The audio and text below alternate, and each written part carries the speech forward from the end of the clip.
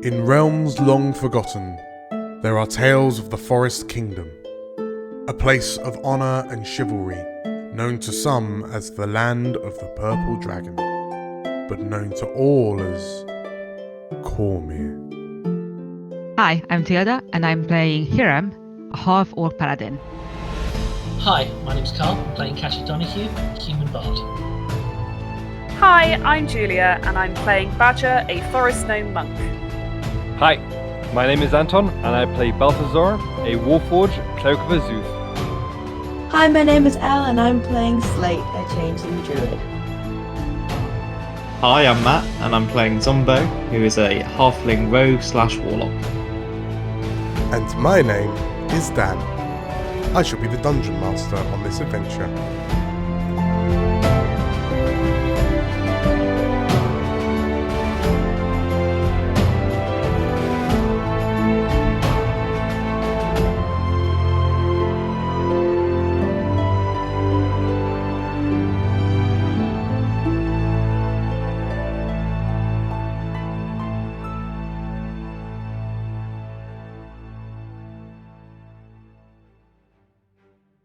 Hello everyone. Hello. Hello. Hey, Dan. There were no technical hitches at the start of this session, so we're going to jump straight into it. Very good. Many seek the life of an adventurer, searching for the raw thrill the profession provides. The life of an adventurer can be a strange and varied one, bringing them face to face with a myriad of peculiar people and fantastical places. It is a small wonder the influence which can be exerted on a village, a city, or indeed a nation by a group of adventurers when they are considered heroes. However, sometimes there is a look that can be found in the eyes of more experienced adventurers, one that speaks of hardship, of unease, of guilt. These adventurers who choose to push ever onwards despite the cruel turns their path has taken them down are the true heroes the realms need in dark times, when friend turns on friend, family turns on family, and those who would exploit the turmoil reveal themselves. We could wax poetic until the Tressons come home, when perhaps what we should be saying is... Booyah? Oh, yeah.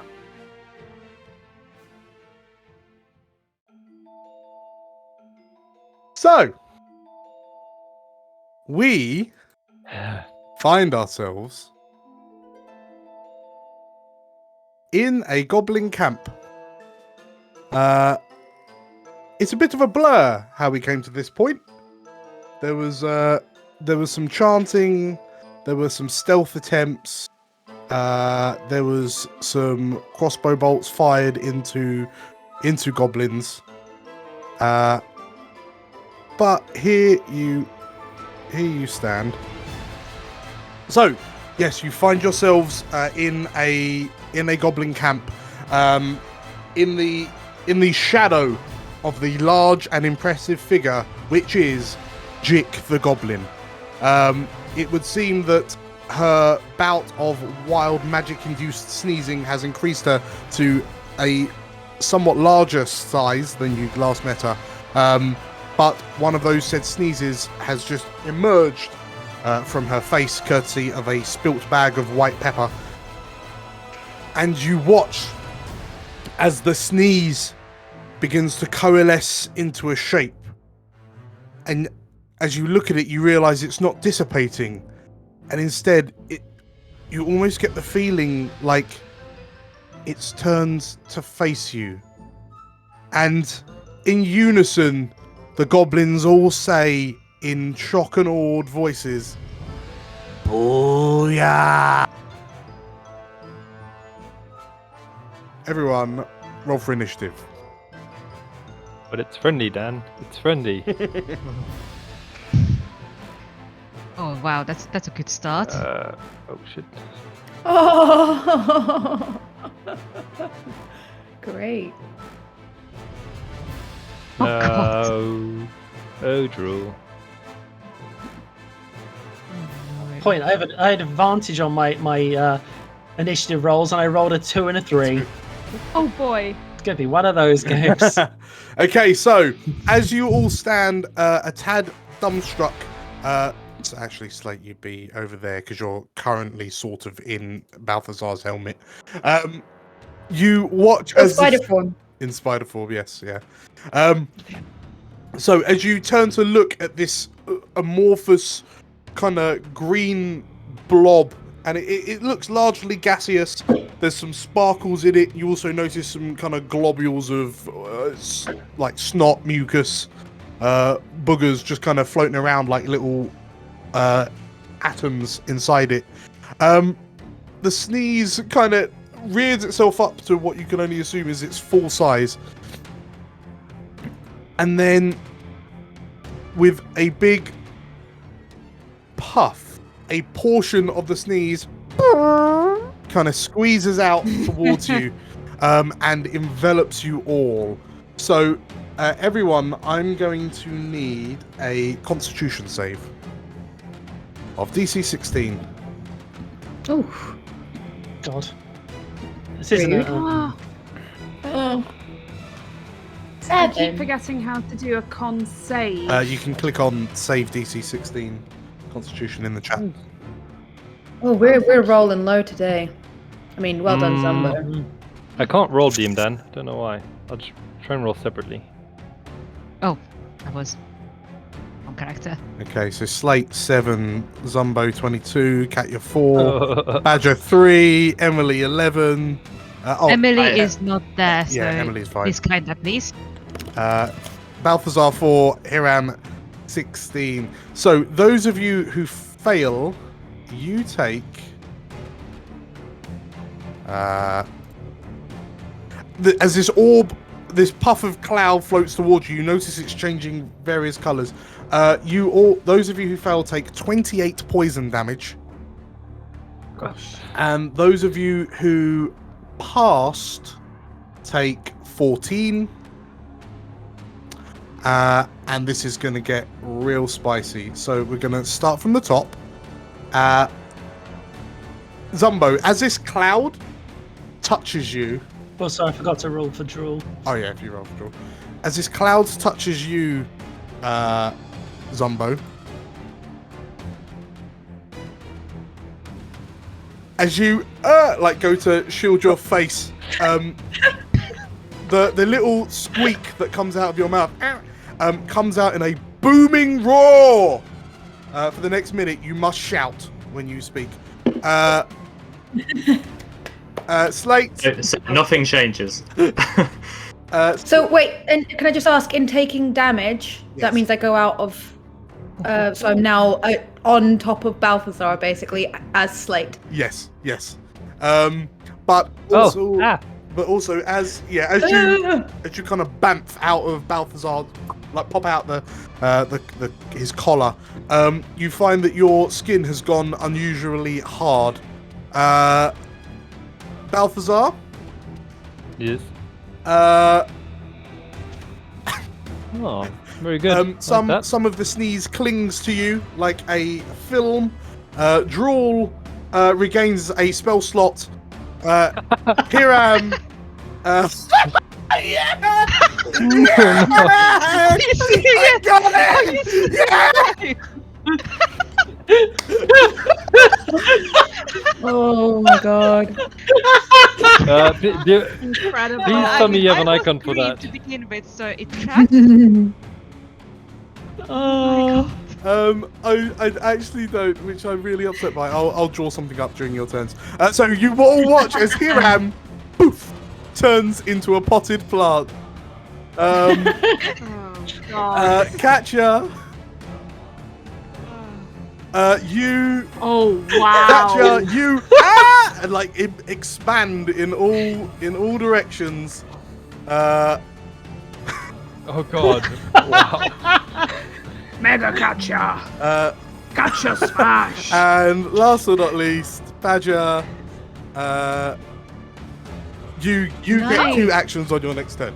As you like suddenly the world goes really slowly, starts moving really slowly for you, and you watch in horror as Katya just starts expanding. Cool. God. So, as that sneeze cloud watches over you, and Jick pulls like an unhappy, awkward face, the sneeze just kind of wafts, like it almost seems to look around and then begins to waft over towards the goblins who all stood kind of dumbstruck. Zumbo. Okay. Okay. So are we poisoned as well, or are we just? No. Okay. That's, Cool. Yeah. All right.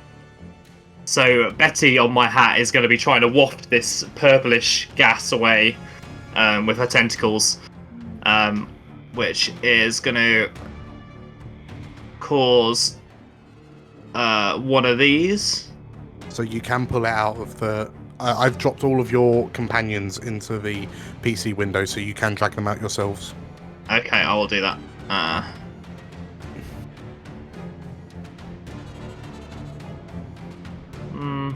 Why isn't it appearing? Tell you what, I'll grab that out for you. Where is it? Okay, there we go. So it's there. Oh, okay. Thanks. Yeah. Okay, so Cool. a tentacle emerges from the ground in a puddle appears, I assume? Yes, a little like sploshing puddle of water. This rubbery thing bursts out of it and starts whacking at the sneeze. And I need to roll a.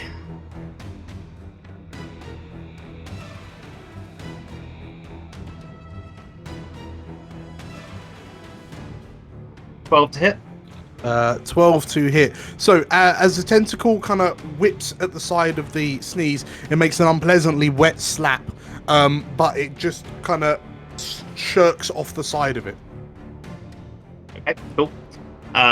Meanwhile, Zumbo's shouting, "What the bleeding hell is that?" And is backing away.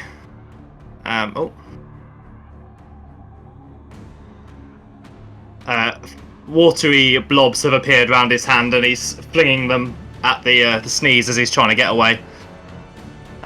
So that will be.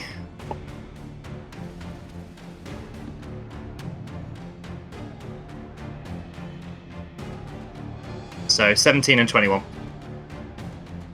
So I'm just gonna pop that there for dear Hiram. 17 and 21. So as the as the blast of magic strike out against the sneeze, they connect. Okay, grand. So 17 force damage. 17 force damage. Cool. And the sneeze kind of wobbles and jiggles around as it takes as the Eldritch Blast splash into it. Cool. Anything else, Zumbo? No, that's me. Question, Jim, then. Yes. Does the sneeze make contracts from the spell? It does, and they hit separately, don't they? I believe so. Oh, sorry. Click. Ooh, nice. Ooh. Okay. Oh, bad sneeze. The only other thing is it would be knocked back as well, if it is. Yeah, no worries. Well, in which direction? If you use it, just directly away from you, kind of thing, or towards Jick, or? Yeah, just directly away from where I was is fine. So over the tentacle.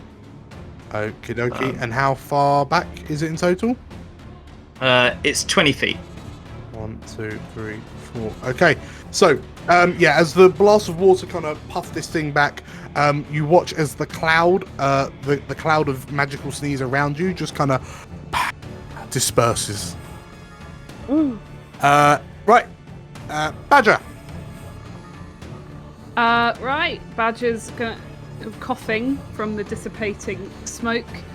Badger's gonna run up to past the tentacle. Yeah. And run up to the sneeze. And she's gonna do some punchy. Okay. Okay. Punchy. Catch a monkey. Let's do a quarterstaff to begin with, just for fun. Oh, that's a hello. crit. We're definitely stunning striking with that one, so I'm gonna need whatever the saving throw is for that. It's con as well, It isn't it? is a con save from him, please. Hang on. That may not actually pass. It. How do I It's figure out? 8 plus DC? your wisdom and proficiency, I think. Right. Okay. Proficiency plus 3. Wisdom is plus So 3. 16. So 16. Yeah. No. Oh. 14. 14. Sorry, beg pardon. Yeah. Yeah. That's okay. But that's a fail. So he is stunned. Thunder sneeze. A stunned sneeze. Is that right, or has he got immunity? Well, to- okay. So just to check, was that with your quarterstaff? Is that No, not but that allowed? was with the quarterstaff, yeah. It was. Yeah. okay. Is that Yeah. allowed? Let me Yeah, just double that's check. fine. Sunny strikes any monk Yeah. attack. So it's Nice. Okay. okie. So you swing your staff, So that- and So it's bludgeoning. it connects damage. with the side of the sneeze. But because the sneeze itself is intangible, it almost just kind of seems to pass through it slightly. And even though you know it was a solid connect, and the goblins around you, at your martial display, it doesn't. The sneeze seems unfazed. Including the stunning strike. No, actually, beg your pardon. But with the blow is heavy enough that the sneeze begins that you create enough of a whirlwind vacuum that it starts swirling around. It loses its shape as it tries to regain itself. Yeah, it is stunned. Somehow it is stunned. Okay. All right then. Should have probably done it with my fiery hands, but don't worry, we're going to use those now. So for my second attack, thank you. 17. Is a hit. That's a hit. We're going to do our second action, which is going to be 2 more hits with advantage. That's a crit. That's another. Is that That's 13? 13. Yeah. 13 fiery damage Yeah. this time. Then we're going to do our second hit of the second action. That's 27. That's 10 more fiery damage. Okay. Yeah. Now, and I've used my bonus to do my stunning strike. So I just go, aha! Yeah. Yeah, you do. But so you know, there's always that thing about farting on an open match. Who knew? Who knew that it God. almost kind of works with a sneeze as well? Right. Anything else, Badger? No, I think that's enough. Okie thanks. dokie. In which case, Slate, you've noticed your skin has gone metallic. And that I've moved out of Yeah, so you popped spider out there. mode. So I think probably I'd imagine that having been in the helmet, I'm kind of trying to wriggle my foot out of Balthazar's armor. Sorry, would you mind? Kind of stuck. Sorry, a bit awkward. Oh god. And then kind of realizing that I'm actually not hurt, or I'll go. Katja, you. I don't know how to say this nicely. on. You look incredible. Thanks. Is that Hera? And then on doing that, I'm just gonna cast Speak with Plants. I have updated Hiram's token. Oh, awesome. Yes. Perfect, It's love very it. good. Wait. It's very good. Wait, I just keep the plant. With Aww, what are you saying? I'm saying maybe we should keep Hiram as a plant. Okay.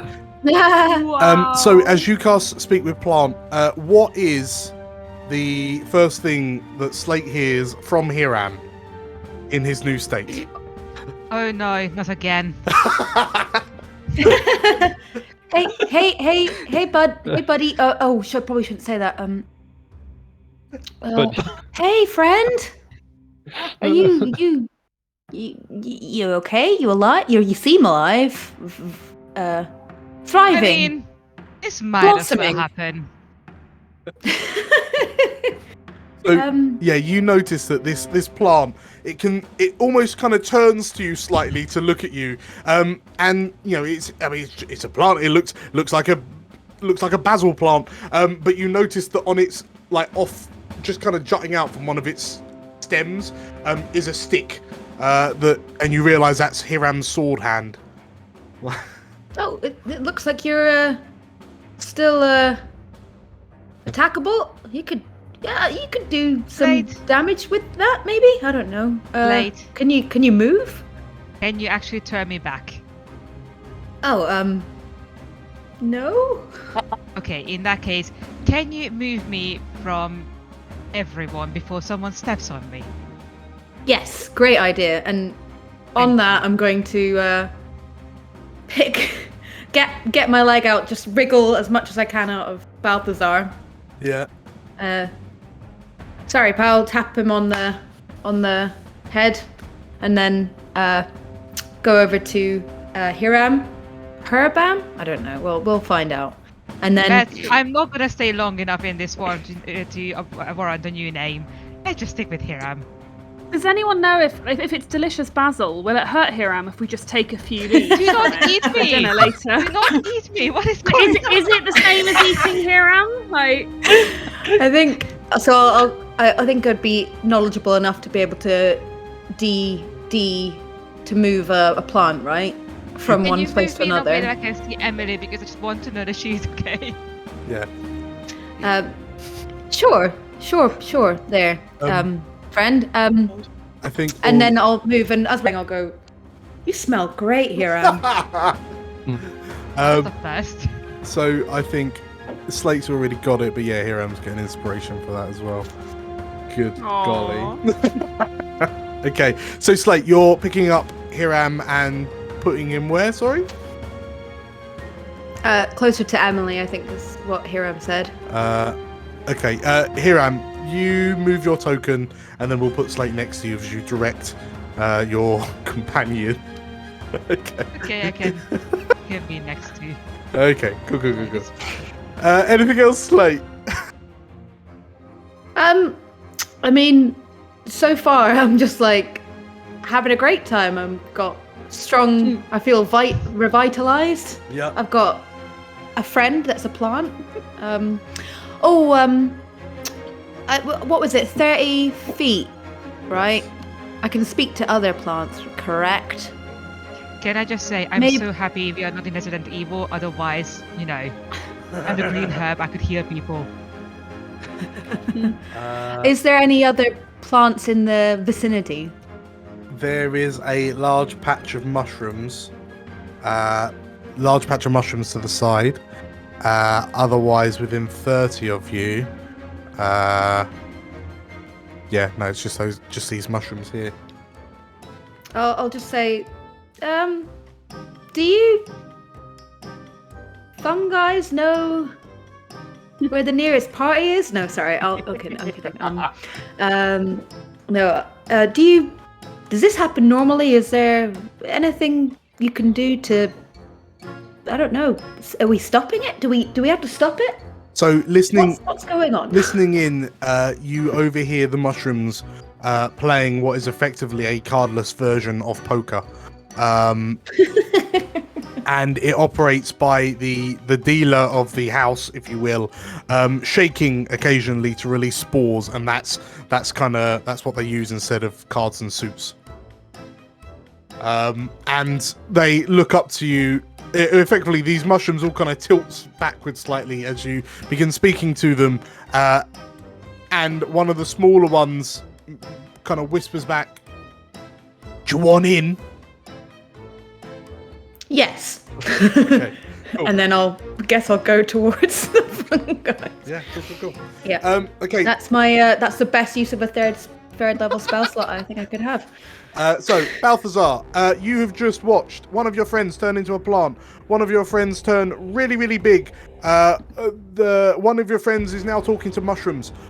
What do you do?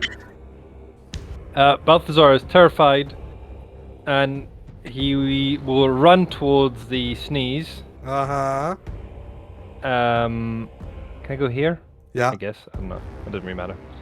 And he's kind of like frantically waving his stick and like sort of waving it around.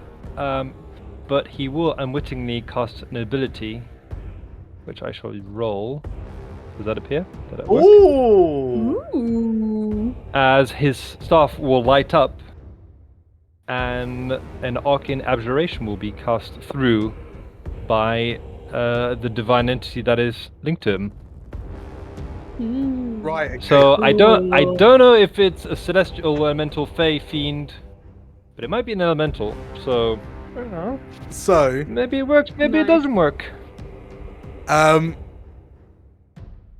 Make a wisdom save. Okie dokie. So you watch as Balthazar, as you run forward, Go away! Leave us alone! while he's got one hand in front of his eyes and he's waving the staff over his head. You lot notice that the clear grey crystal on the end of his staff begins glowing blue.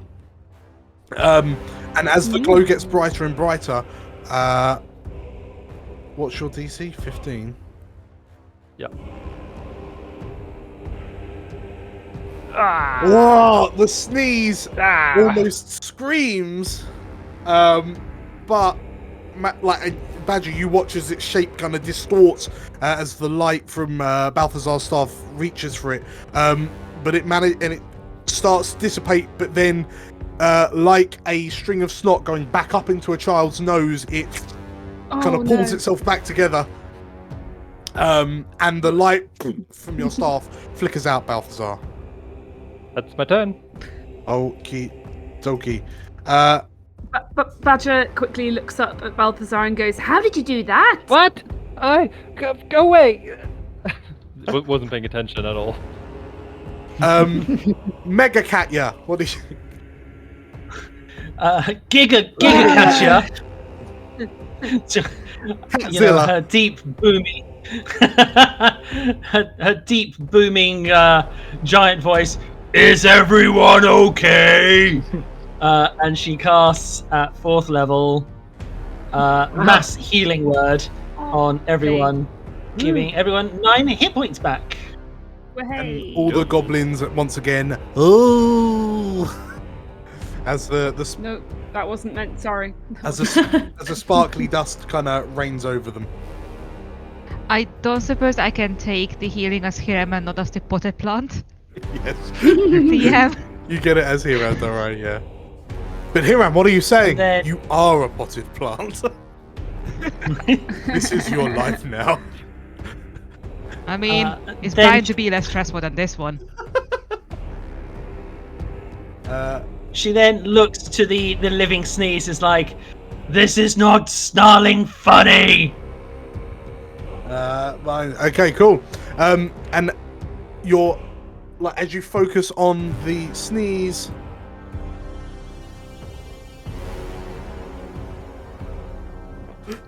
It takes 6 psychic damage, and it must take D4 from its next saving throw. okie dokie. So this almost imperceptible streak of light fires and pierces through the sneeze. And Katja, you notice that's you don't remember ever seeing a streak before. No, that's new. Speaking of Drool, what's Drool doing? Did I roll an effect for Drool? You Yes. did. He gained back a spell slot, Yes. which he's going to use to cast nothing at all because he's not magical. Okay. Yeah. He casts Fireball at 9th level. Drew's going to. Oops, wrong button. I think I get him into there. Yeah. And then he is going to clamp his jaws into the gaseous form as best he can. Okay. No. Okay, so like it's like watching a dog trying to eat snow. Just just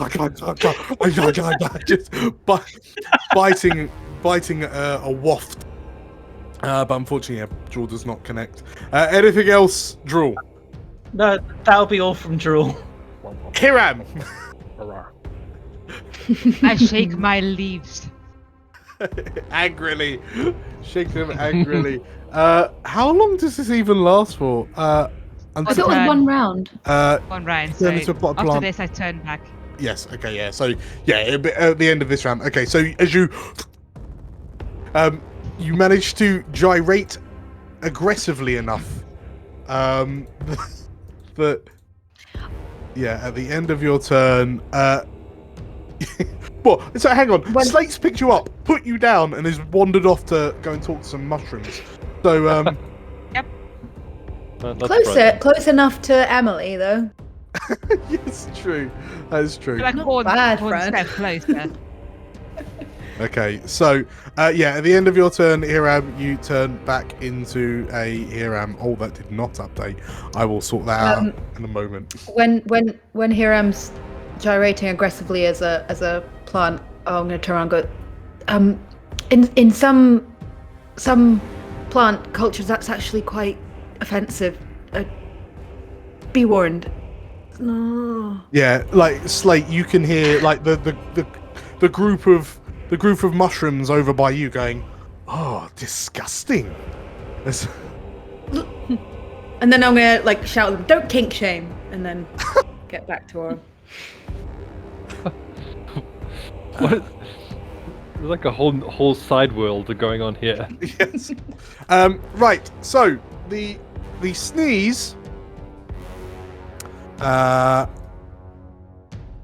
The cloud of chaos does not recharge, so instead it wafts over towards some of the goblins, and oh no,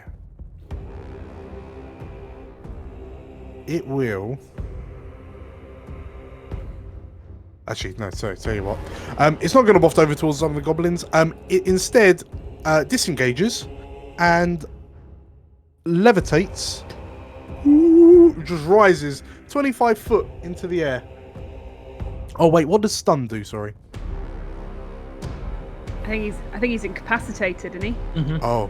Until is it the end of my next? Yeah, the beginning of my next turn or It, something? it basically doesn't have a turn, right?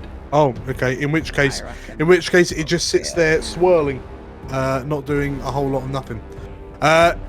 In which case, Zumbo. You've also noticed, sorry, that the 12-foot tall goblin that this sneeze came out of is currently cowering behind a tent on the far side of the camp. What do you do? So, looking over and seeing Hiram stood where the plant was just a minute ago, Zumbo's going to shout, "Don't just stand there, Hiram! Get into it!" And he's going to clamber up onto this cart, just kind of shouting at the goblins to get out of his way, running along, elbowing them aside. And meanwhile, Betty is going to glare her little octopus eyes at the floating cloud of sneeze. Yeah. Giving it a very nasty look. And Zumbo is going to lob his balls of water at it again. Okie dokie. Do I get advantage for it being incapacitated or anything? For a stun, I believe you do, yes. But it should be no longer stunned, right? Oh no, it's the end of its turn. End of Yeah, it Julia's will be. turn. End of Badger's turn, yeah. Yeah. Cool. So advantage, that's great. Which I need. That is a hit. And yeah, try it again. Nice. That is also a hit. So it's 11 and then 2d6. And it goes back The hex. 10 foot at a time, yeah? 10 foot each time, yeah. Okay, so from you, so 1, 2. So you blow it back. The second one, as you knock it back a second time, this you notice this little goblin stood at the back on kind of the wood pile, just looking at it, going, "Oh." And as you knock it backwards over the goblin, the magic from your spells, the cloud starts vibrating and jiggling, and then it just kind of puffs out, very much like a mushroom puffing out spores. And this goblin stood on the wood pile as the sneeze kind of puffs around him. And the goblin looks at you for a moment, blinks a few times, and then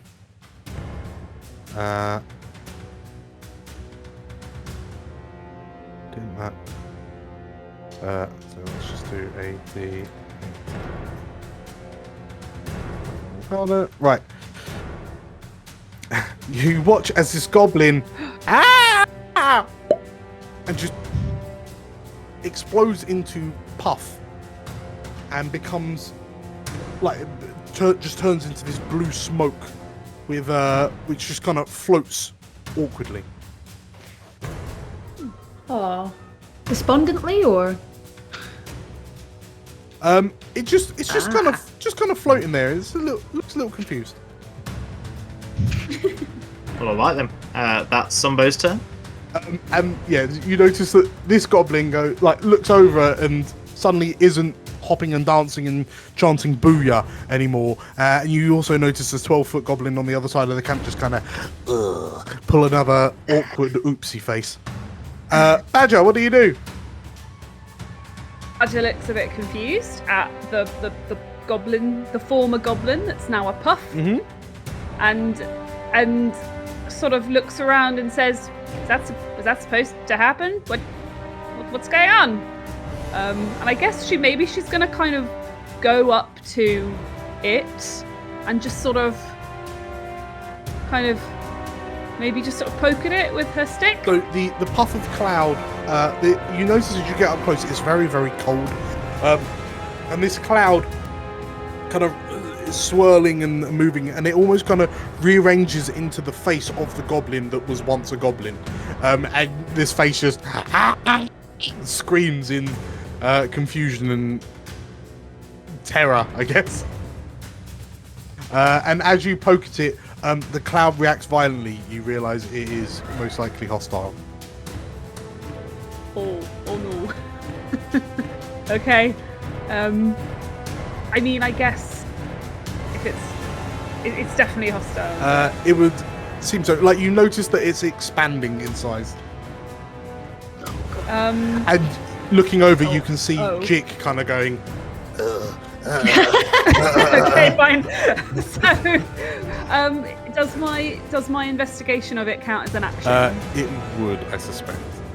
Yeah, that's okay then. In which case, I probably don't have much else I can do, which is fine. Probably just gonna bonus action dodge, maybe.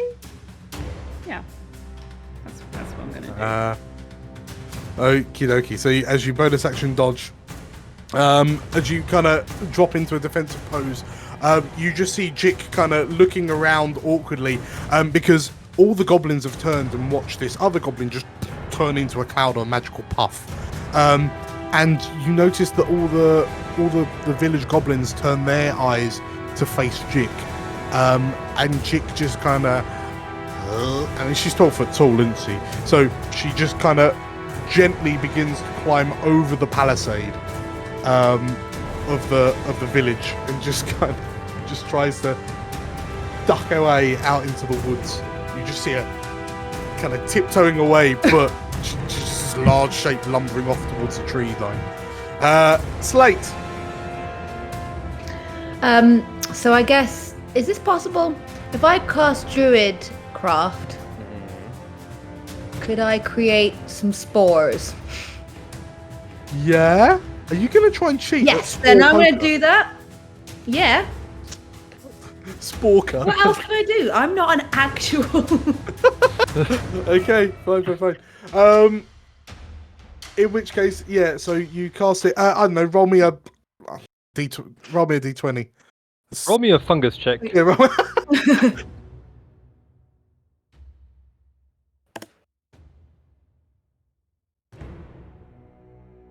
Yeah, no, you win. It's not a great hand, but yeah, you managed to beat out Larry. Yes. Cool. And like the mushroom, the other mushrooms just as they slump because they're all having a terrible day of this gaming event. Anything else, Slate? I'll just turn around to the rest of the group and be like, I won! Okay. Balthazar, you've watched Badger looking at this puff of cold air. You've noticed the 12-foot goblin is starting to do a runner. What do you do? I'll ask Badger. Badger, what is it? It's a goblin wisp. Or something. Okay. I guess Balthazar will tentatively go and have a look at it. Roger's kind of in a defensive pose with a stick going, ha, ha, at it. If I'll use my my action. If it hits Badger or me, I'll whack it with my stick. Okay, there you go. That's my turn. Katya the giant. Giga Catcher steps forward and Badger, be careful. Thank you. She rolls. She gives you bardic inspiration, and then she looks down at her giant loot, and she's like, "I wonder how this sounds," and strums it to give herself back a use of bardic inspiration. Nice. Do you get 2 when you're giant? So hang on, where were you when you did that? I was here, and then I just stepped forward. No, I was. Hang on, what am I doing? I was there. So I was here, and I should have moved to here. Okay. Can I? Oh, I don't think I can. Oh no. Okay, so as you pull out your loot and strum it, there is a boom that comes out of your loot strings, and 15 feet. Okay, this one goblin here is just close enough that just close enough. Yeah.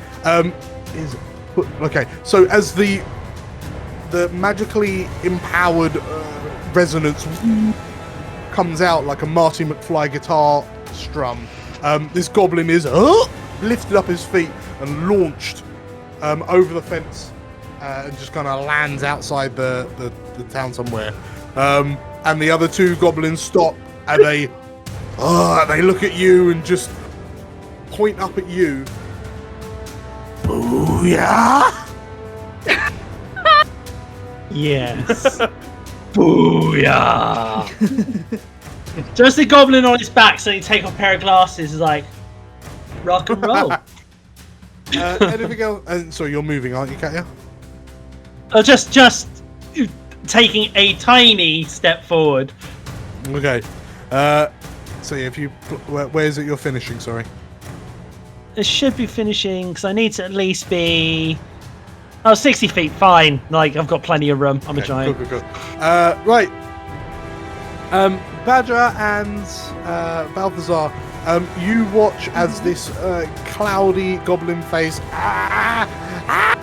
starts screaming, and like the cheeks start puffing out, almost like the lips come together, and he starts puffing out almost as if he's gonna, he's just almost inflating himself, and then there's this sudden. Sorry.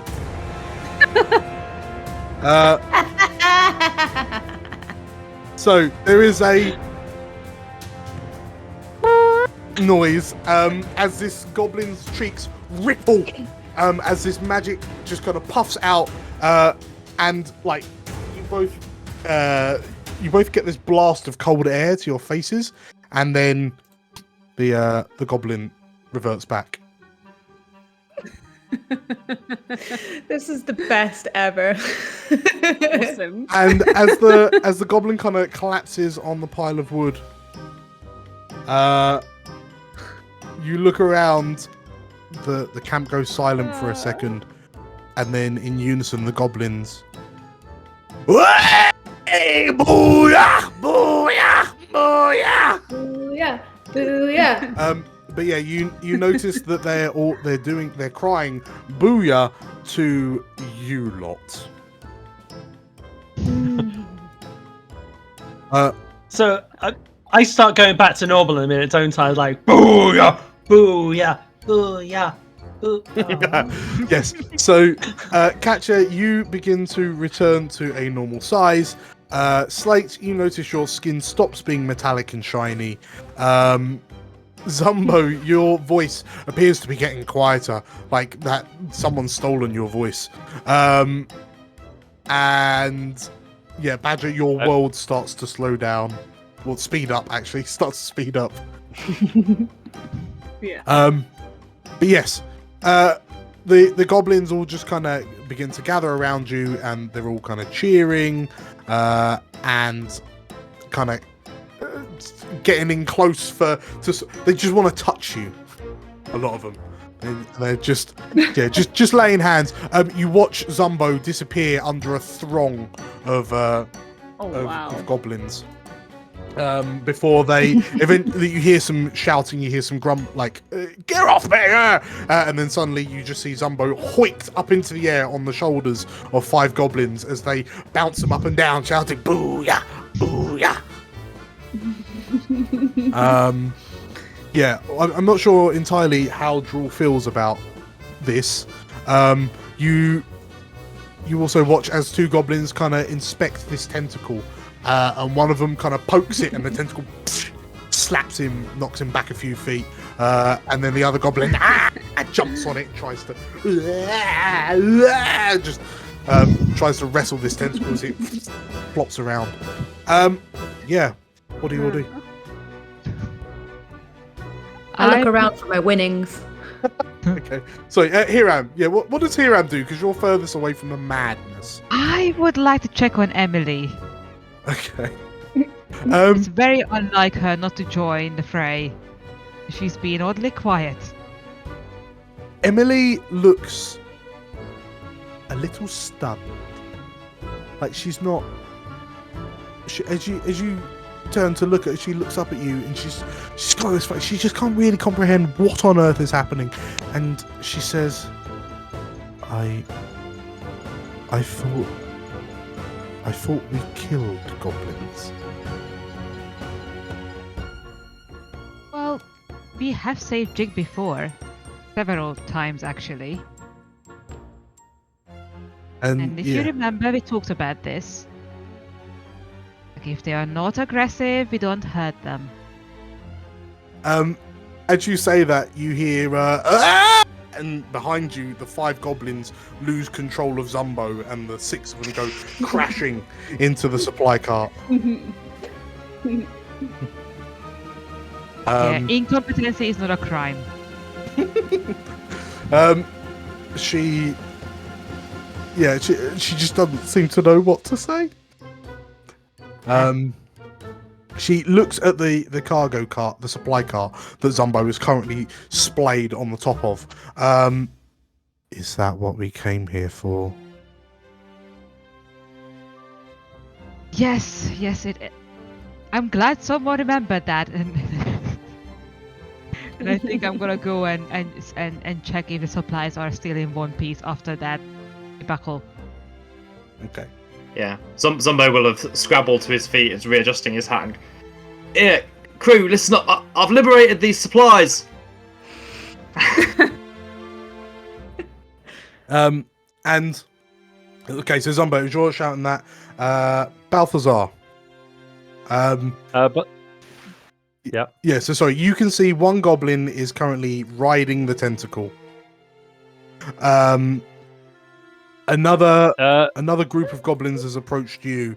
One is stood on Jix Rock, and there's just three of them, and they're all and just kind of rubbing their fingers on your metal armor, just leaving oily goblin finger marks on you. Like, Balthazar will just stand there awkwardly, like, kind of like, just like, yeah, trying to avoid getting touched. Okay. Is there anything you do or say? No. Okay. Complete lockdown. Slate. You are treated to 30 spores. Yes. Oh. Add that to the inventory. Don't want to forget about your 30 spores. I mean, you have currency to give Meredith now. Jokes Yeah, on we meet you. again. This is Meredith. How do you think she spends her spare time? I will put this into my herbalist kit. Herbalist kit. Okay. So as you take your winnings, your 30 spores, and the mushrooms for all intents and purposes are just like, goodbye, Slate. It was good to meet you.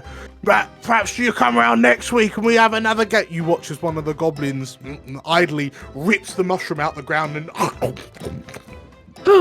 and God. you hear the other mushrooms going.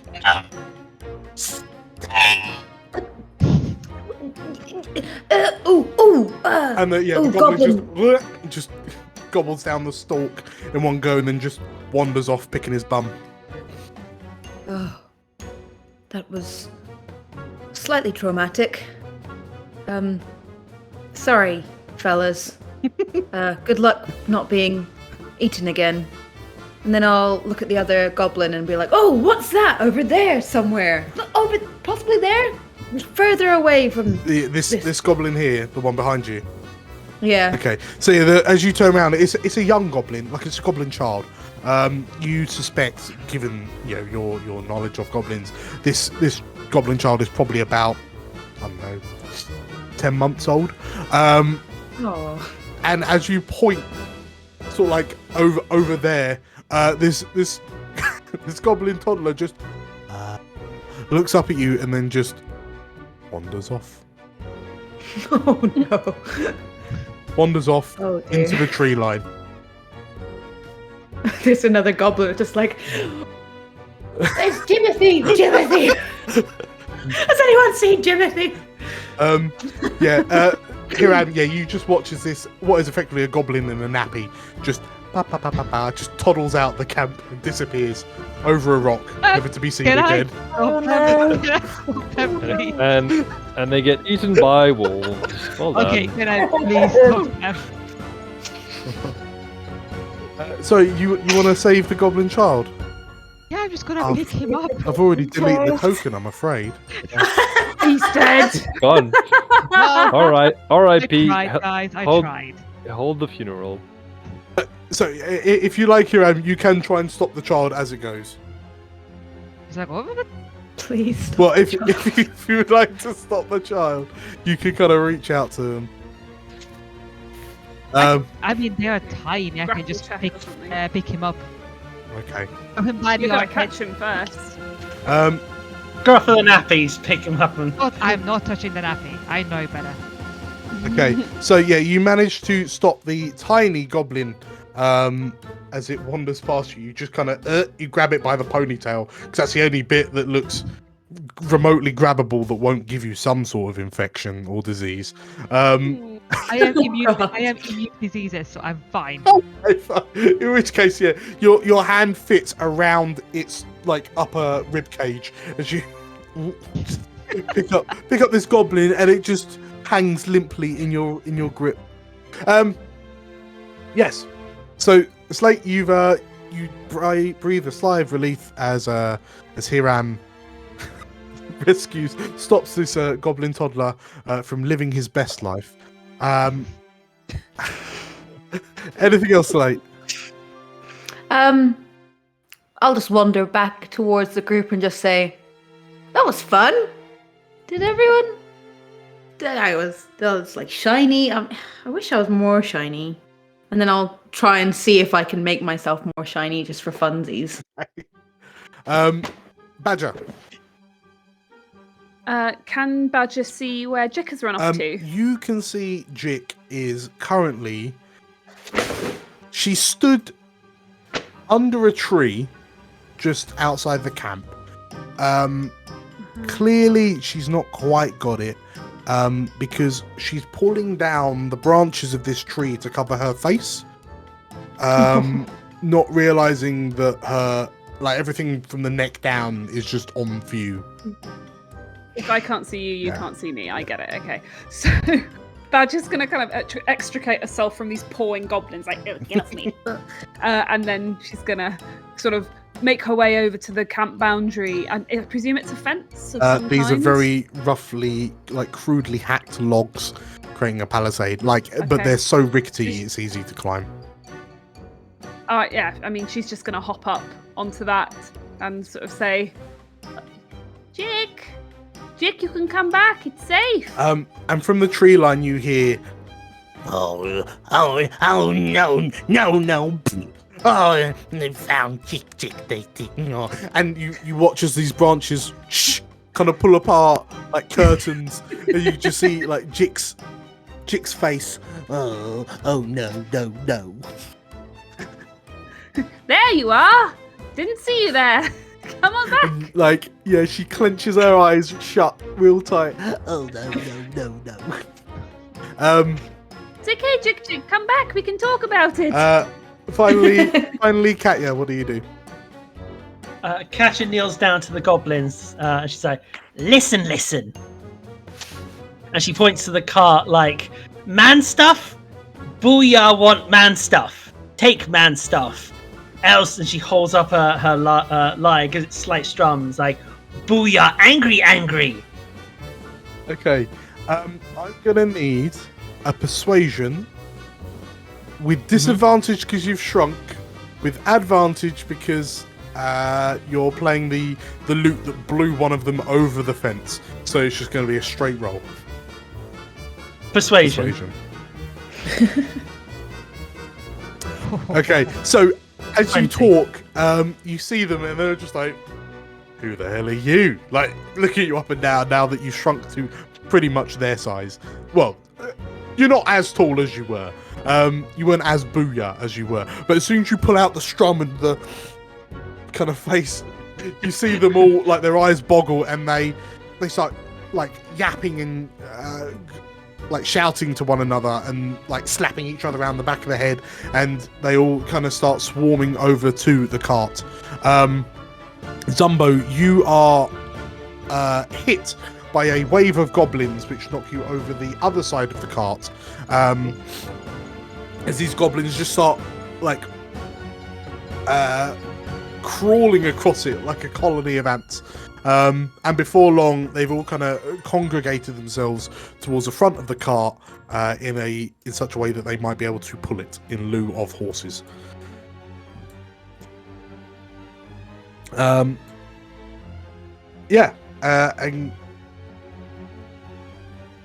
Katya just beams at them like, thank. One of the goblins who's left behind looks at you and, Why'd you talk like that?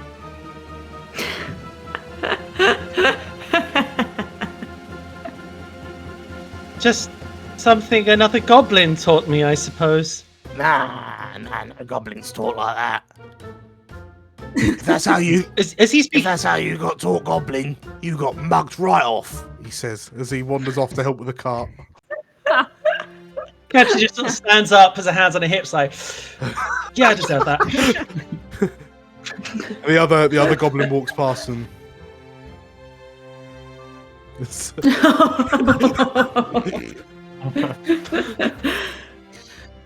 cool.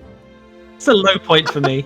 Looks around to Drool, who just Drool shakes his head and smacks his chops and walks up to the goblin. Okay, so as these goblins kind of swarm over the cart, Jick begins kind of gingerly heading over to the fence where you are, Badger, and as tall as she is, you're kind of neck height to her, as you're stood, and she looks down to you and Jick is safe? Yes. and Perfectly and safe. she and you watch as she just kind of awkwardly tries to get one leg up over the fence, and she hoiks her skirt up a little bit. And when she's halfway across, she scratches her nose on one of the tops of the logs, and like as she does it, she stops. She looks at you with this panicked look, and with a sneeze, shrinks back to her normal size, and it on top of this wooden palisade, and not really sure what to do or which way to go. She just panics and like tumbles, tips over the side, and crashes to the ground in a lump. Oh no. But yeah, she like on her back. She scrabbles and kind of grabs her skull helmet and pulls it back onto like a skull headdress, pulls it back onto her head, smooths out the feathers, and like looks at herself and realizes she's normal size again, and has this scared look on her face. If Jick is smaller than Jick is no booyah. Correct. Badger says, and she jumps down next to her. What are you going to do now? She looks to you, and she looks and can see the big congregation of goblins that are now dancing on the supply crate. And she tries her best to hide behind you. Like, she tries to condense herself perfectly into your silhouette. I don't think this is a long-term solution, Jick. She huffs and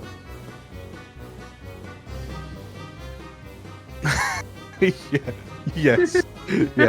It's not how big you are that makes you booyah, it's what's in your heart. Very good. Right, so Jick Jick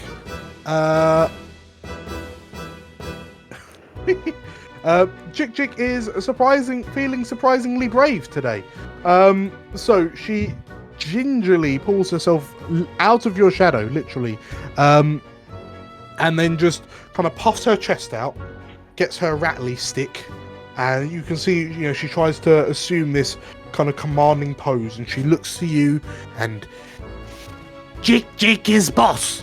Jick is boss booyah. Boss booyah. and Right? and then she strides out, like climbs up onto her rock, and Jick is booyah. she shouts out, and the goblins just kind of turn to her, and they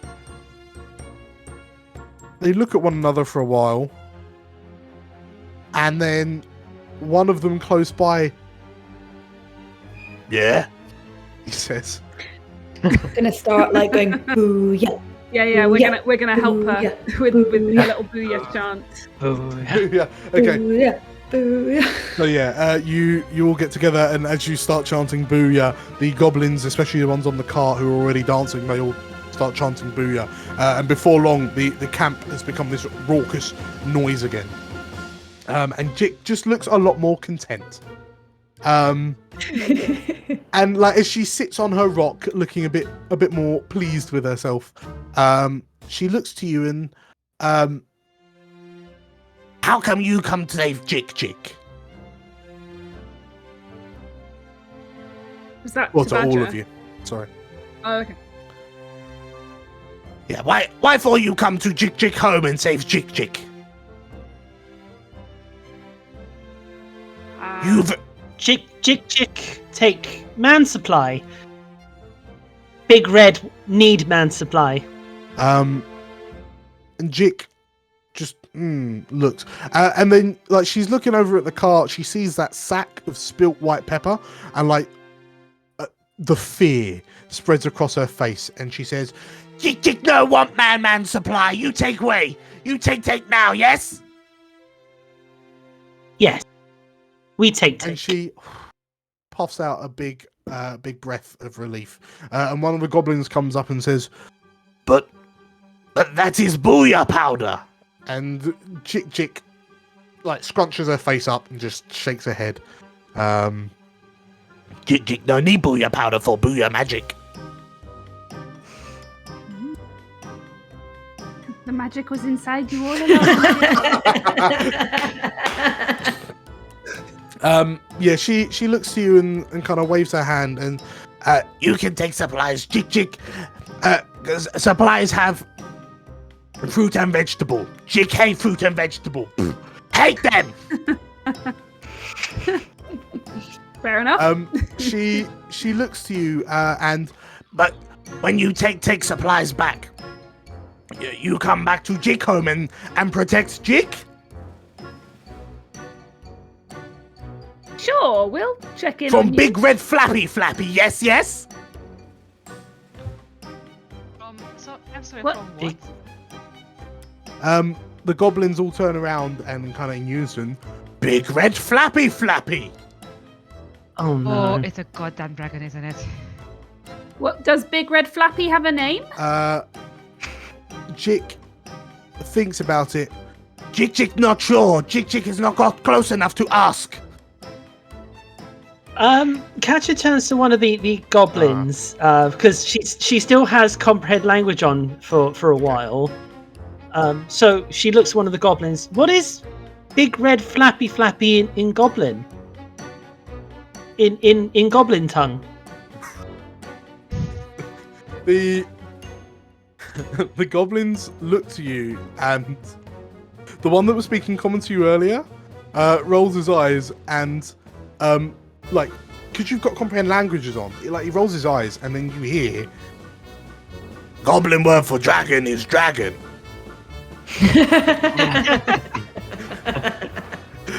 I thought as much. Thank you. but to everyone else they hear Goblin word for dragon is grara. She turns to another goblin. What's the goblin for thank you? the goblin turns to you and Thank you.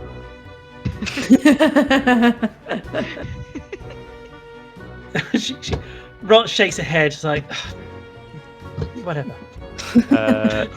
Balthazar will go and fetch the cart okay, good. and try and push it away to get out as fast as possible. Yeah, no worries. Okay, so yeah, you managed to, like, because of your size, you're big enough to kind of hoist it up and start wheeling out like a wheelbarrow, and all the goblins, hey, as they get taken away on an impromptu ride. Sorry, just to circle back for a second. A dragon. Here's still a dragon Um, nearby. Jik nods. Big red flappy, yes. And When did you see it? Was it more big or more flappy? Jik thinks about it, and Big red flappy, not that big. About this big. Yeah. Okay. like When? holds up, holds a space between her finger and thumb that's only about a couple of inches, and then she stops. She thinks about it, and then she like cranes her head up to the sky, lifts her fingers up, and then Yes, about this big. she says, and you realise that.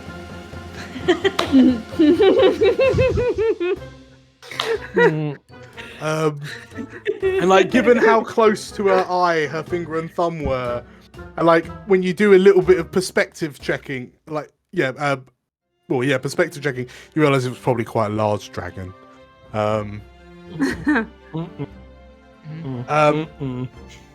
Yeah, so she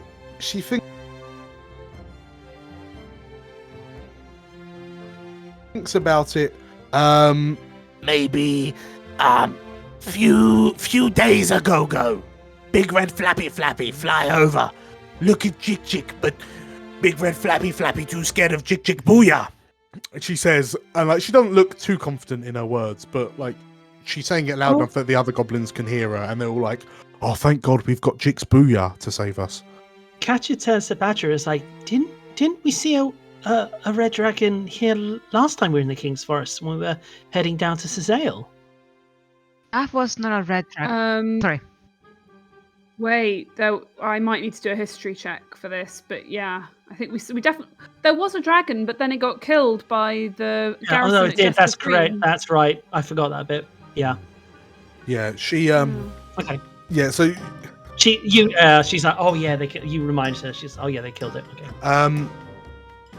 yeah, Jick turns and Big red flappy. Maybe 1, maybe 2 days ago. Yes, late. Dan, can I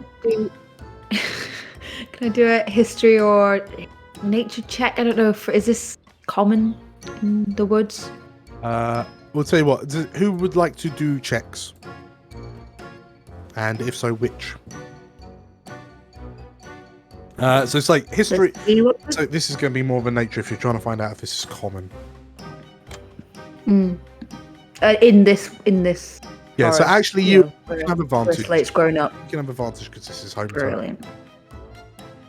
Oh, that's the best ever.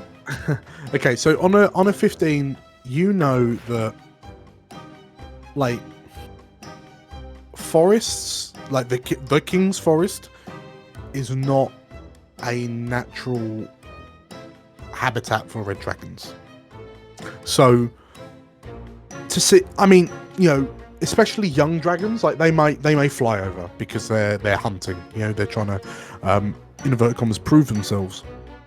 And 2 dragons in what is effectively the space of like what, a week and a half, 2 weeks. That's weird. And as you're thinking about how weird it is, Jick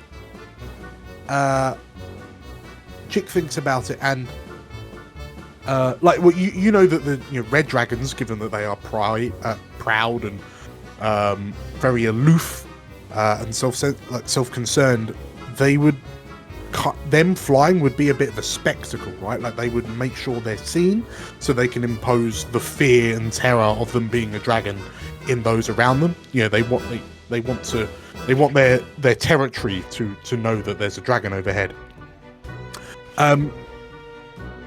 Jick thinks about it and says, like you look over and Jick's kind of talking to the others, and Big red flappy. and she's got her fingers out and then she's wiggling them, and you kind of get the impression that she's trying to simulate the trees with her fingers. And she said, big red flappy, very scary. Whoosh. And like her other hand, the big red flappy, is just above the canopy of the trees. And at that point you realise that it's potentially a bit odd for a red dragon to be hugging the tree line so closely. Almost as if it's trying to avoid detection. Ooh. Everyone else, you're all just watching Jick kind of going, ooh, flappy. and she's making dragon noises. Flap. Rah. I'll turn around to everyone and just do the same, like, so flap. That's not the most normal. Can we go now? He looks up the sky. You Probably should. you all turn to look. The goblins have now colonized Balthazar. What They're just like on his broad shoulder plates. He's got 3 goblins sat on his shoulders. One of them's clambered onto his helmet and then slides down his back because he's Balthazar's kind of hunched and holding up this cart. One of them's pulling on the leather like tabard hanging from his waist.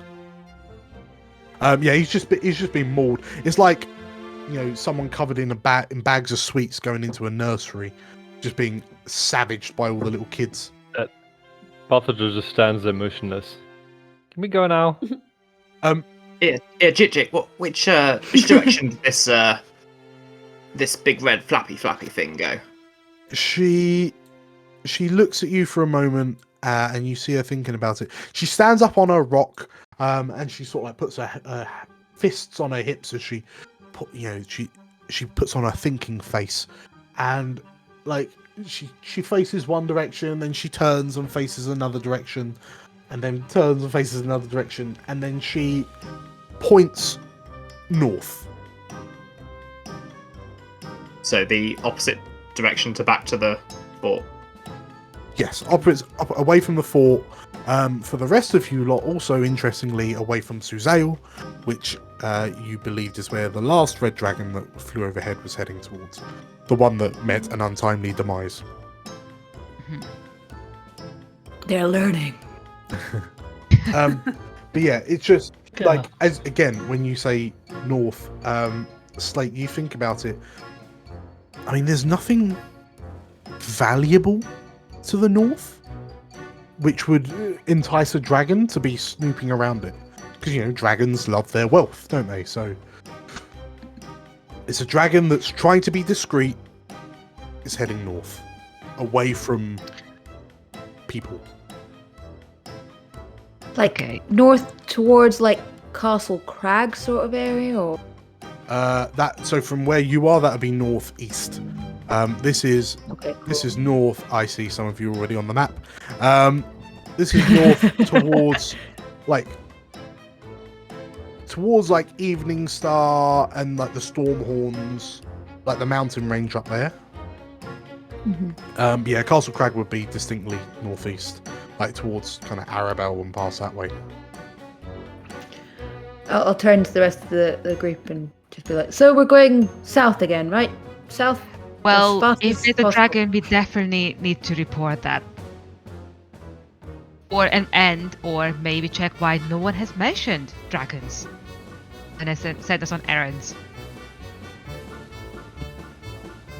Yeah, there's always that.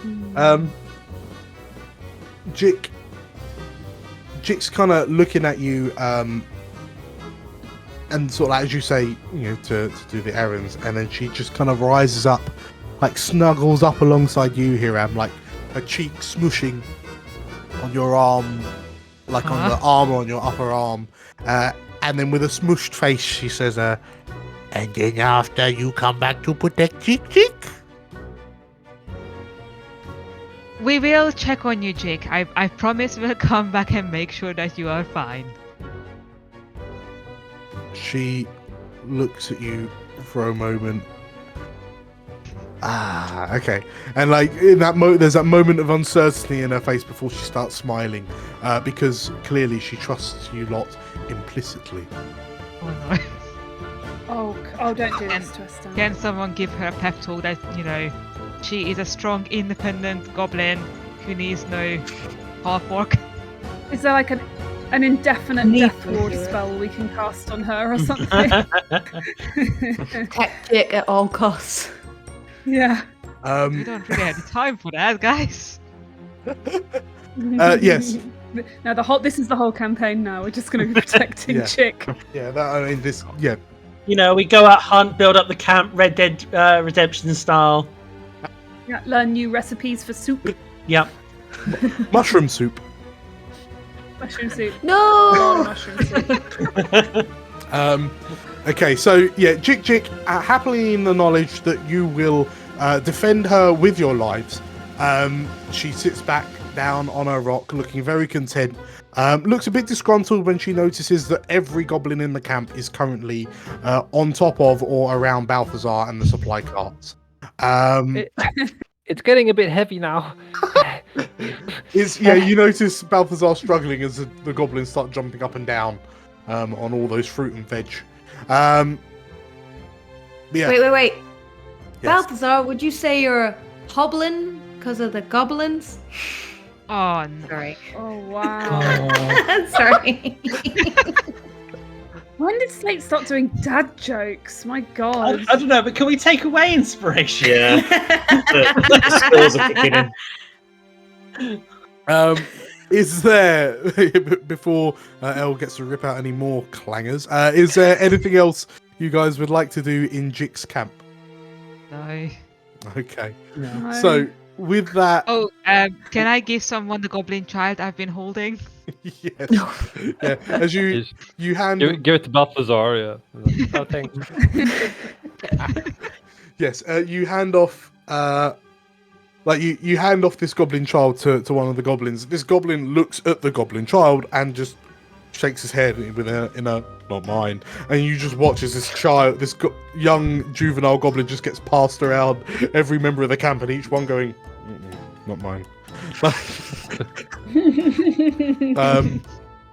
But yeah, and by the time you kind of pack up and make your way out with the cart of supplies, the goblins still haven't figured out who this young child belongs to, but Jick is emphatically waving at you from atop her rock. And as Chance got blown out the camp. sorry, Funny chance the one that got blown out the camp. quite possibly, quite possibly, yeah. And sort of like, yeah, as you head up the hill, up the slope out of the goblin camp, and you turn around at the top of the basin, and you can see Jick, and she's still like an old family member that hasn't seen anyone in ages, and just still waving like a lunatic. As you crest the top of the basin, and the camp falls out of sight, you hear in the distance, "Choo!" Oh boy. Okay, so are you guys? So you have a cart of supplies. If we so in terms of your position, so Agatha gave you two options. You could either go get the supplies, or you could head to Deadluke to recruit some mercenaries. You realize from where you are, you're not too far from Deadluke. So it's up to you. You can either wheel the supply cart back to Fort Lymira directly, although the terrain's a bit treacherous. If you remember, the cart wasn't taking a well-travelled route before it got ambushed by these goblins. Alternatively, you could take it to Deadluke, and at least then you've got the Starwater Road that will take you the majority of the way. Although that will take you past Stagsteads, although theoretically you haven't really got that much to worry from the hunting lodge full of loyalists. Yes. Sorry, just remind me. Was Deadluke the place that we went to at first? We went to Mouth of Gargoyles. Yeah. So when you guys apparated, it was Mouth of Gargoyles. Okay. I think you lot have very briefly visited Deadluke, in a we're passing through kind of way. You stayed the night at Weymouth when you were heading down to Cizaille once upon a time, but you've not actually been to Deadluke. Personally, I wouldn't mind going to Deadluke, because now I want to maybe check in with other people, see if anyone else has seen the dragon.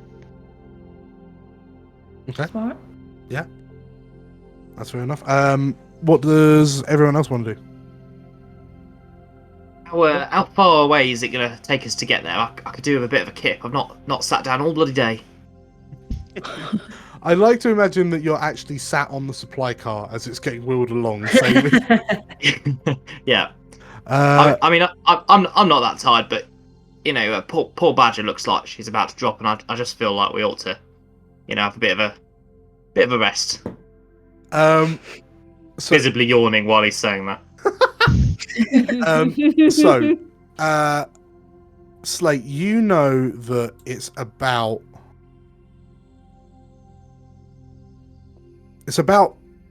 20 miles you've travelled, and on foot, like on your own, that wasn't bad. But looking at Balthazar, you think him pushing this cart through this supply carriage through the woods is going to take a very long time. You'll be very easy to notice.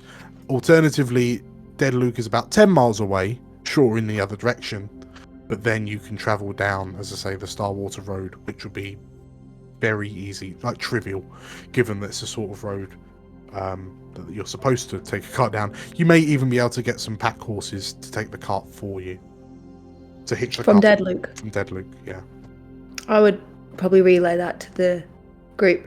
I imagine as well as in over time, having kind of grown up in the area, like when there was any kind of trading to happen, that Dead Luke would have been a place that we'd have gone to. And so there'd be like a little bit of excitement about, like when kids like get to go to like the shopping centre for the first time and there's like a place, it's just like exciting because it's big. I can imagine there's like a little bit of childlike excitement about Dead Luke as a place. So like, oh yeah, let's do this, go to Dead Luke, and kind of thinking if there's any. I mean, what would be potentially most exciting about it for you, Slate, and also this is arguably a reason why you know about it, Hiram. Like Dead Luke is a small community that thrives on quail farmers, like logging, like woodcutters and herbalists, but also Dead Luke is a place for retired nobles within the King's Forest. It's once upon a time it used to be a prime target for orc attacks, but in more recent times, the defenses of the town have improved. The aggression of the orcs has significantly subsided, and yeah, it's just like a little retirement place that kind of acts almost. It's not as big of a trading post as say Weymouth, which is just down the road, but yeah, it's a nice place. Very, very scenic.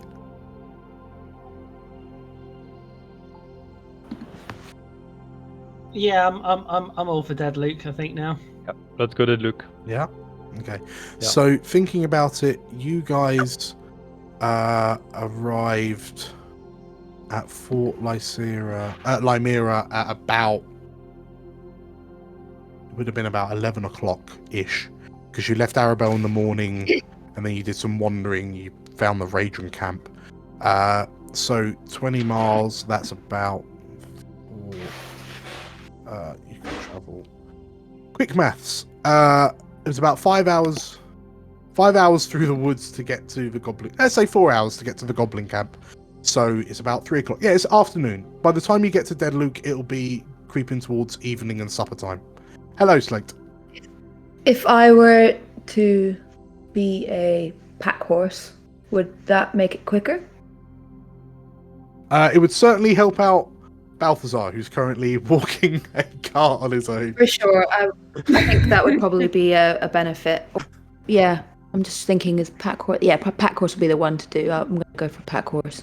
Sure. Okay. Just to help out a bit. Okay. So with that in mind, then, yeah, you guys start at the goblin camp, and yeah, the journey to Dead Luke isn't particularly exciting. The trees get more sparse the closer you get to Dead Luke, as it becomes a bit more kind of well traveled and well used. Are there any quick discussions going on between you as you do it's only a couple of hours journey. It's only 9 miles, so it's about just over 2 hours journey. Are there any pressing conversations any of you have had? I think we would probably regale Balthazar and Zambu or the previous Jig adventures.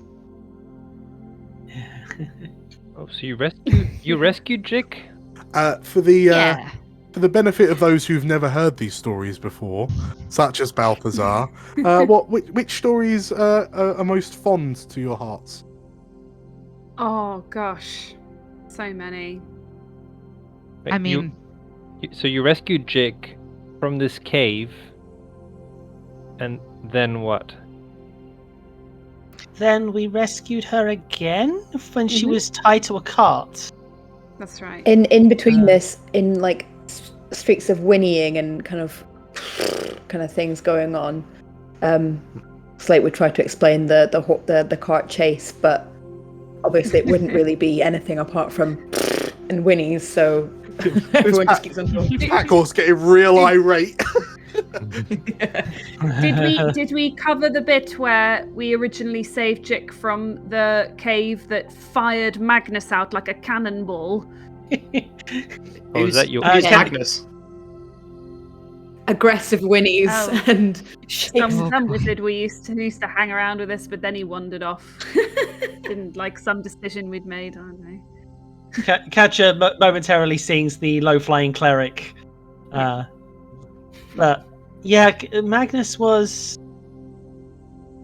Yeah, he was a war wizard who helped us out. I think we had a disagreement on the on who should be sitting on this Azale throne, and he chose to follow Raedra.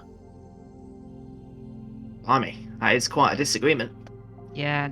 Wait, Also, you're- he was sort of our previous leader. So Ah. who's the leader now? I mean, technically speaking, Badger. Oh, Badger. Oh yeah. Oh, you I were forgot the about that. Oh, so Oh boy. Badger, you're the leader of this group. Apparently. Zumbo, Oh, that's pretty good. what Yeah. is this tosh they're all talking about? I think when Balthazar asks who's the leader, Zumbo kind of Uh-huh. just his hat's like, And everyone He's nods just- and goes, Badger! and you can see him just like visibly deflating. But I'm not particularly set on the position. It's lovely and all, but I don't know. I've always thought that maybe there's somebody else better suited to being a leader. Somebody brave and strong and At this point, he's just Slate neighs loudly, Yes, triumphantly. lady, it is you. And like prances. It's like, okay, are we Slate. talking You can about- be the leader. I think Droll really wanted to be leader, didn't you, boy? And she ruffled That's his face. true. And Droll sort of. The purest heart in the party. It's true. Zumbo, So- it seems like they're playing a very elaborate long-term prank here by naming everyone except you. It's like it's the comedy on these guys and girls is mwah. It's so refreshing to have a crew with a sense of humour, Yeah, Yeah. as well as is. it is. Wait, so you're friends with a goblin and a war wizard? Mm-hmm. Okay. We have made some choices. Yeah. I get it. Yeah, we have. Okay, so the conversation significantly helps speed up the time, and before long, you find yourself wheeling the cart into Dead Luke. So what you notice is that Dead Luke is, as I say, it's a relatively small community. It's in a cleared out area of the forest, and yeah, in such a way, like the tidiness of the clearing in which Dead Luke is situated reminds you almost like of the precision of a topiary bush kind of thing. Topiary bush. Yeah, it's clearly very, very well maintained. The locals just kind of regard you. I mean, because they're on a relatively major trade path, the arrival of adventurers isn't too unusual for them. There's a little gasp as the pack horse turns into a different person. Which form are you turning into post horse? Ooh. I think probably Ameline here. It's a bit fancier than your average town. Okay, Ameline. I haven't seen her in a while. We have not seen her in a while. So yeah, everyone just kind of gasps as this horse turns into a noble-looking woman with long brown hair and a quite a posh-looking red dress. But yeah, as you kind of wheel the cart, the town itself is dominated by this kind of large building just off the center of what is effectively like the town square center type place. And hanging above the door is a sign that says, "In the Blushing Maiden." And yeah, Slate, with your local knowledge, like the Blushing Maiden is kind of like the place to be in Deadluke, and it's for given how kind of out the way Deadluke is compared to, you know, say like Arabelle or Mars Ember, you know, the big places. The Blushing Maiden is a very well-to-do and well upkept inn, with reasonable rates, good food, and pleasant company. I think- Kat will ask Slate as much information as she can about the place to figure out what sort of music to play, and then obviously use by popular demand to sort us out rooms and food. I think Ameline will be quite excitedly chattering away, like just the inn owner, like things like, oh, they're quite into their easy listening and sort of, I guess, calming, relaxing, not too overtly overwhelming music, but they're lovely people in there. It's one of the best. Lovely and friendly, and like just chatting about different locals that have come in over time that they might have known that Slate might have known in different guises. So Dwarvish Tank and Acrobatics is out then? Ooh, I mean, throw it in at the end when a bit more inebriated, I guess. Just for fun. Zumbo, you notice like a couple of people looking in your direction, some of them marveling at your blue dragon coat, others just kind of you overhear one group of kind of young lads, if you will, and what you overhear one of them kind of sniggering, someone's lost.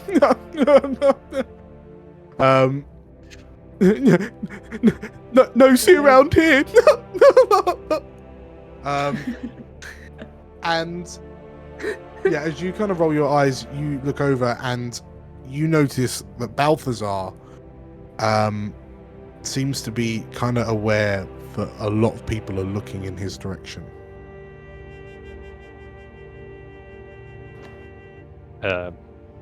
Balthazar will shuffle awkwardly into a corner.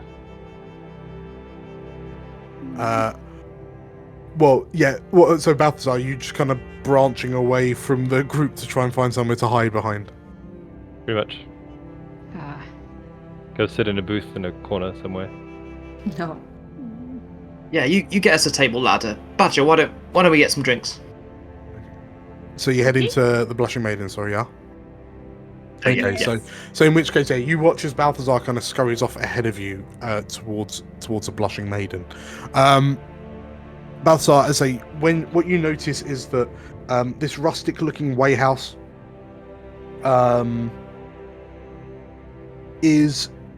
it's a very wide building, and as you enter in, like as you push the doors, you have to push both doors to get in. And you can hear the whispering. It sounds like whispering of people kind of looking your direction as you kind of burst into the tavern. And as you enter into said tavern, the first thing you see is on the wall in front of you, above all the tables on the other side of this room, is this enormous tapestry that reaches from one end of the wall all the way to the other, and like it is immediately clear upon entering that this tapestry is kind of woven with elven enchantments. Like that's what you pick that up with your eye, and it's a bit difficult to tell, but it's almost like the tapestry itself is glowing with this ever so slight golden light. And the tapestry depicts what looks to be kind of different civilizations. Given your you just seem to know that these are depictions of various civilizations across Faerun, just kind of scattered across this large tapestry. The tables are polished and well kept. The floor is furnished with plush owlbear rugs, and you can see the steam rising off the hot quail meals that are coming out the kitchen. And as you stand there just kind of taking it all in, the others manage to catch up with you. And you find yourself stood in the doorway of the Blushing Maiden. And as you look around, a lot of the patrons have turned to look at you because, just this big group of adventurers just barreled in. And as you scan the room, some of you notice two more familiar faces sat on a table opposite you.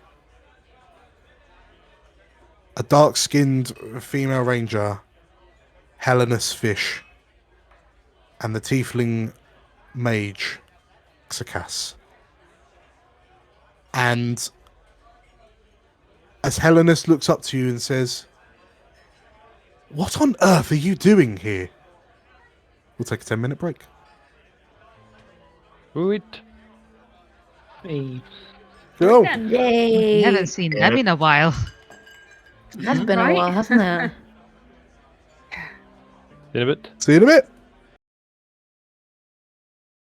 Hello, everyone. Welcome back. Hello. Hello. So the Warhounds have arrived at the Blushing Maiden, which is the the highly reputable tavern in the small King's Forest town of Deadluke. You've watched kind of Balthazar kind of streak away ahead of the group, and kind of burst into the tavern first, and upon following him and seeing the interior, you have spotted those of you who are OG characters. Two familiar faces sat on a table on the other side of the drink hall. A dark-skinned human female who you recognize as Helenus Fish, and the red-skinned tiefling woman, Xakas. These two you met once upon a time at Rager's Reach, the camp in Hullock Forest, and then later back in Arabelle. They are a part of the Society of Stalwart Adventurers, the largest, kind of most well-known national adventuring guild in Cormyr. And Helenus has just looked up to you and said, "What on earth are you doing here?" And as she says that, a small, fuzzy grey and white face pops up from over her shoulder, looks at you all with kind of shining golden eyes, and stretching out its wings, this little tressym launches itself from Helenus's shoulder, and kind of glides over the sat patrons, and then just kind of starts hovering. This winged cat just starts hovering around your heads, before finally coming to a rest on Balthazar's helmet. Oh, hi. Hey there, buddy. Nice. The tressym kind of sprawls itself flat over the dome of your helmet, and as you go to pat it, it starts swiping at your hand. Balthazar just giggles and plays with it. Ameline will wander up to the pair of them and say, "Certainly that wasn't the warm welcome I was expecting from the Blushing Maiden, but I guess it's good to see you both here. What are you doing here?" Helenus and Xakas, as you kind of approach the table, those of you who are more perceptive, so basically everyone, everyone but Hiram. Oh. Paladin's got a paladin. You watch as you approach, Helenis's and Axakas's hands part on the table in front of you. Like they pull their hands away from one another. As they kind of sit up straight as you approach. The tiefling woman turns to you, like her spell tome, like on the table in front of her, and there's plates with empty food plates on the tables in front of them, and she says, the very sort of thing you would expect mercenaries like us to be doing. We are here for some work.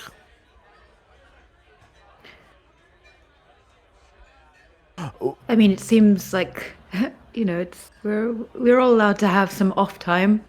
The two women look at each other, and then Axakas looks like furrows her like squints at you slightly. But no, what are you doing here? You're not here to steal our work, are you? It depends. What's your work? Helenis looks kind of slightly bemused, and the work's not quite the only thing we're here for. It would seem that the locals have a bit of a pest problem, and we've poked our noses in to see if we can help out. But also, you can see she looks a bit apprehensive, and like she's looking down at the table in front of her, and you watch as her eyes kind of rise up to look at Axakas, and then she turns her head to look at you, Badger. I've decided to introduce Axakas to my mother. Really? And that you can see, like, Elenis kind of closes her eyes as if she's kind of gives that look, like this is a tough thing for her, and she may be a cantankerous old brute of a woman.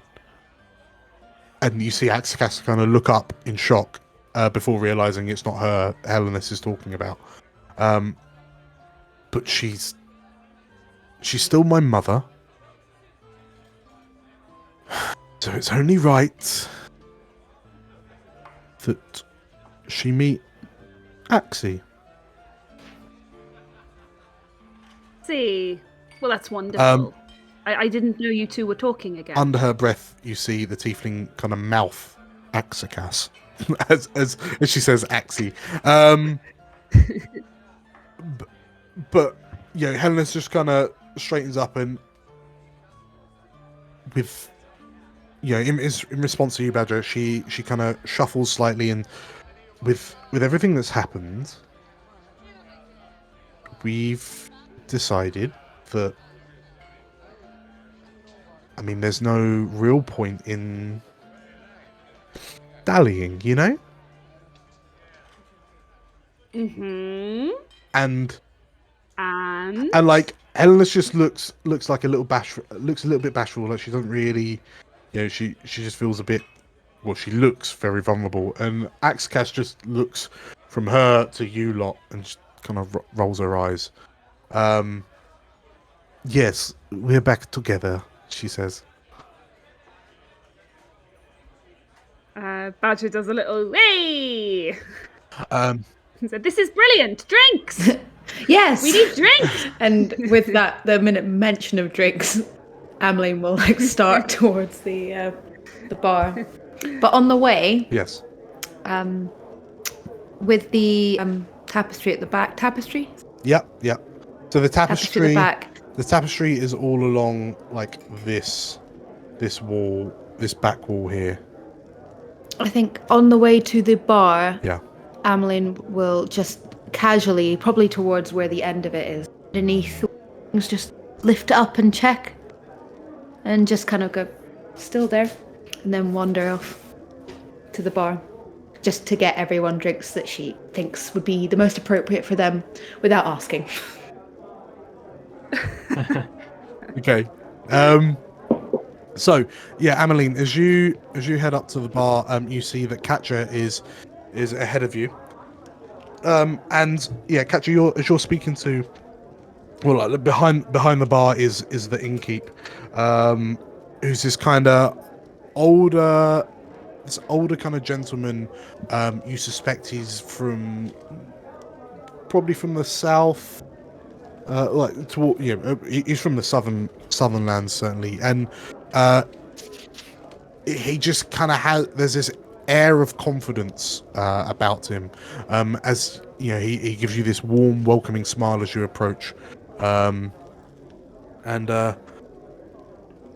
welcome, he says.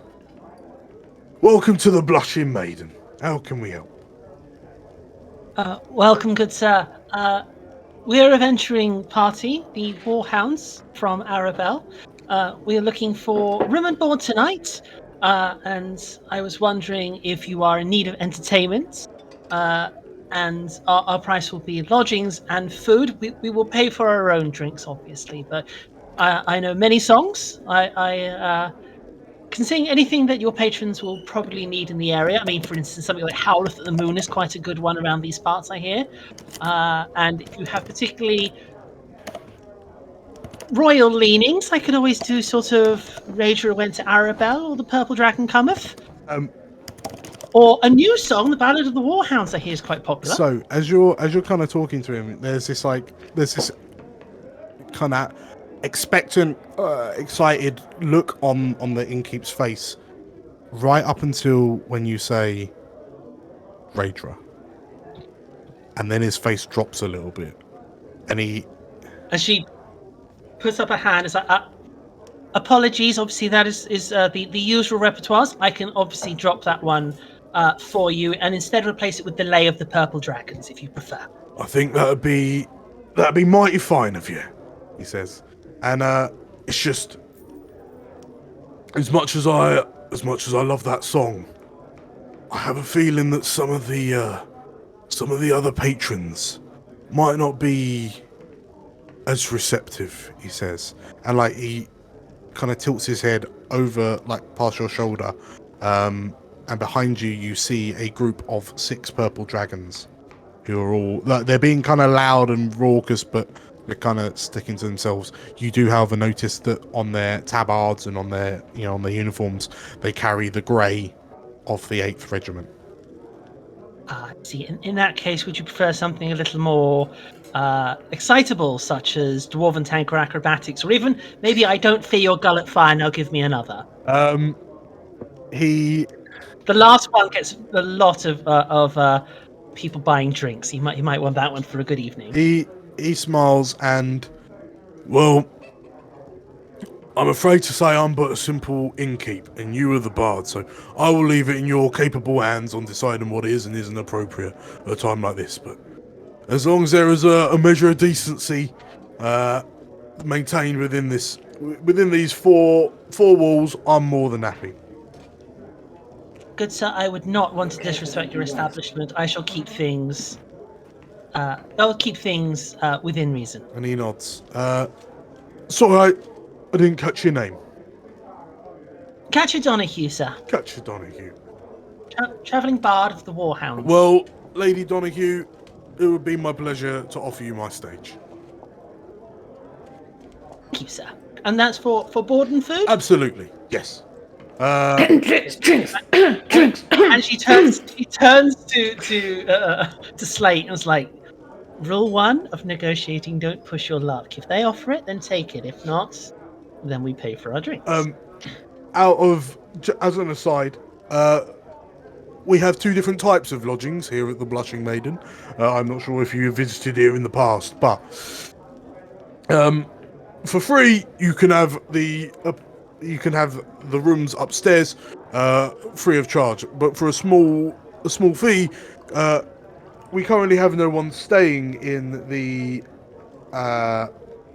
more upmarket suites. If that takes your if a taste of high living is preferred. Ameline And how will. much, sir? And he thinks about it. Well, so the private suites are usually an additional 3 gold. But let's say 2 gold each. 2 gold per room. Ameline will saunter up to the bar. Yeah. Good sir. And you do realize this is one of the most prestigious bards of all time. You are having one of the most lucky nights you will ever have in your life, and to host a bard such as this, and actually some adventures such as they over there, could bring you some quite good coin, as Katya has already told you. Allow me to introduce Lady Ameline of the Warhounds. Pleasure. Roll me a persuasion.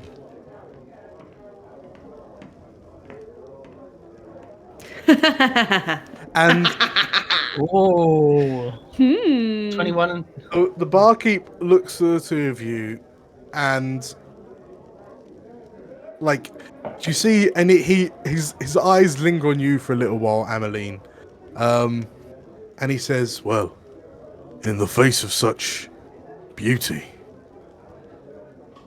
I'm sure no one will mind if the private suites are rented out for free. I have 6 rooms," and he looks over. "I think I count 6 of your number."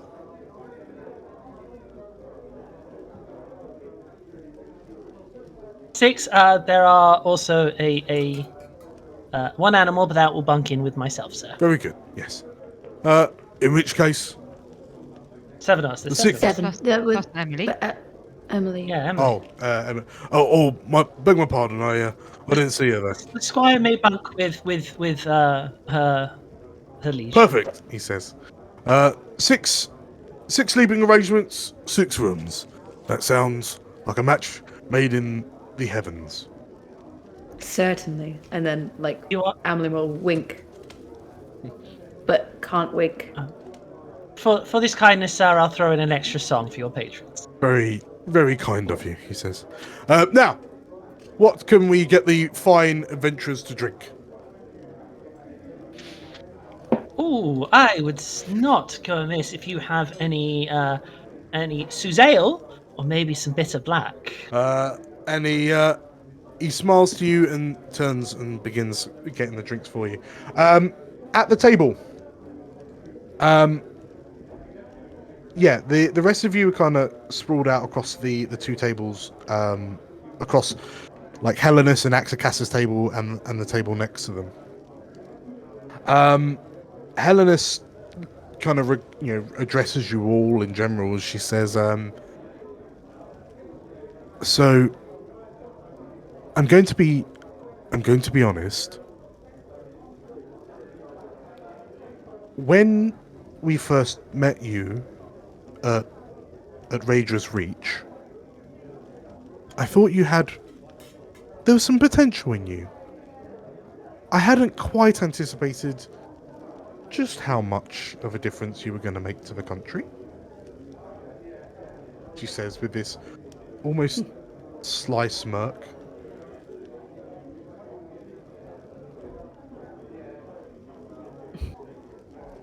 And like as she looks at you, like what are your what expressions are your faces giving her? I mean, she's mostly talking to Badger, right? And Well, maybe Hiram? Because I suppose it would be Badger and Hiram, yeah, actually. So yeah, Badger and Hiram, what are your faces saying? Uncomfortable. Axicas takes a sip from a wooden, from a glass of wine, and I'm not going to lie. It sounded like a pretty rough deal you found yourself with. Yeah, you can't say that again. And Hellenus kind of looks up and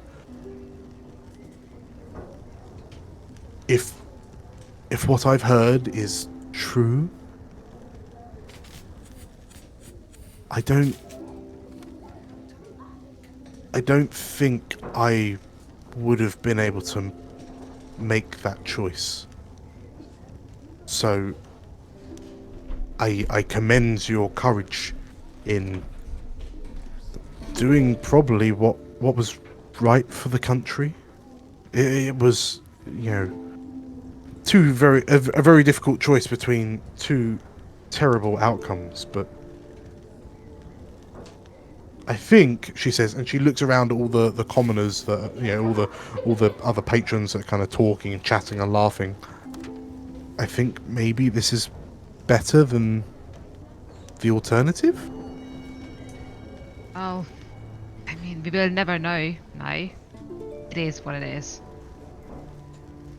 I think at the point we were kind of shoved, we were kind of forced into a corner, and this seemed like the best way to get out of it. She nods. When we saw you last back in Suzale, it was actually Badger here that kind of gave me a little token that kind of made me remember what's important to me, which I suppose is why I'm here, especially after I found out that that Mother had rushed off to fight with the separatists. I mean, that woman's as tough as old boot leather, but I don't think even she can stand up to the king.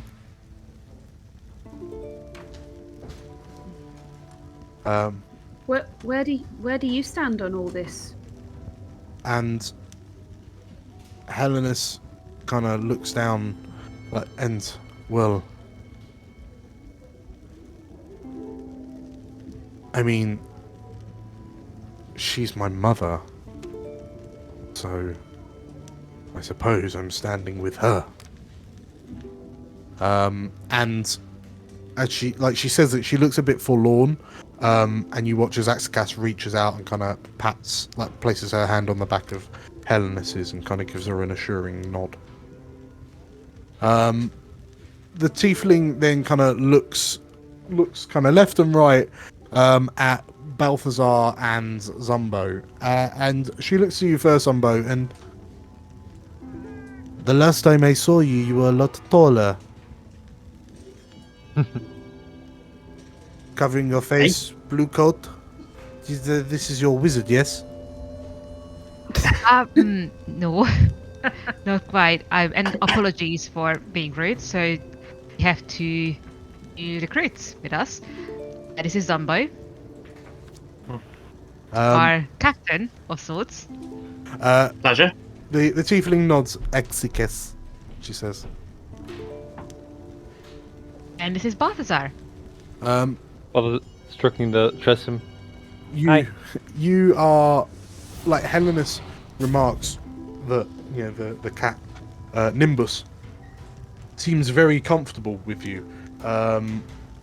She smiles and she smiles and says, "You must either smell good or be quite warm to the touch," she says, as this winged cat just kind of is rubbing its face over your joints and like rubbing its cheek on the edges of your armor plating.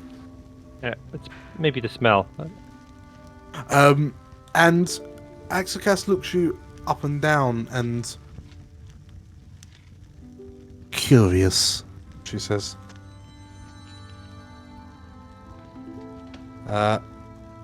She turns to like you, Badger, and you, Hiram, and as like around about this point, Ameline and Catcher, you would have been able to start making it back with a number of drinks.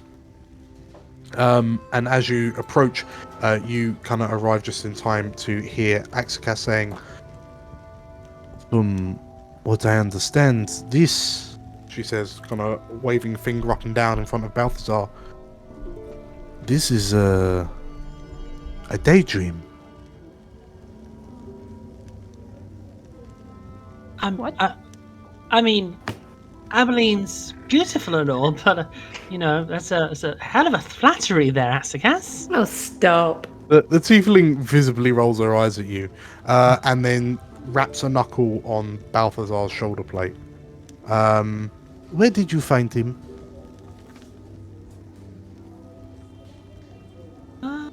Some gnomes gave him to us to look after and train up. In a tavern. They found me in a tavern. Wanted to sign up. He's our lifeboat. Trainee lifeboat. Axakas kind of blinks a couple of times. A tavern in Noms? Like, she can't really understand what it is that you're saying. And she... Catcher chimes in and is like, it's maybe a story for another time. I know Balthazar is very particular about the details, right, buddy? Yeah. Crazy night when we met. Crazy, yeah. Big story. Axakas shrugs, and I'm not surprised. He's a Warforged. What do you mean Warforged? What's that? And Axakas kind of looks at you, like gives you a look, and she, when she realizes that you guys aren't kind of playing, the Warforged, I've heard it spoken about by some.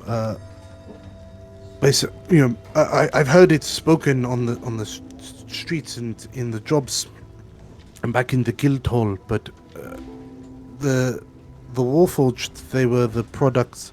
They were supposed to be the product of Project Implacable, but Placeable? They called it Implacable. The war wizards, but she looks Balthazar up and down. You are an impossibility, my friend. They shut the project down. No, I don't think I come from that. You must be mistaken. And she... and like, you see, she starts to kind of like stroking her chin and just kind of... She's really inspecting you and kind of looking you up and down, and like she starts like leaning in and kind of peering into your joints and so on. That's rude. Yes, sorry, implaceable. It's implacable. That's what I said. Yeah. It's just just lag on the line. You know, we're gonna get a voiceover. Dan says it, and then it's just gonna be like Implacable. That's what I thought too. So, yeah, like as Axakas starts inspecting Balthazar quite acutely, Balthazar just like holding the cat, trying to like to trust him. Yeah, Hellenis like raises an eyebrow and says, You lot haven't actually said why you're here. You're not here to steal our job, are you? No. The vermin are yours. No, we're here to recruit some mercenaries that are meant to be in the area. I thought it might be you for a second when we walked in. Hellenis looks to you, and then like you watch as she looks around the tavern, and you realise that apart from yourselves, these two are the only mercenaries, and they're also from the Stalwart Society.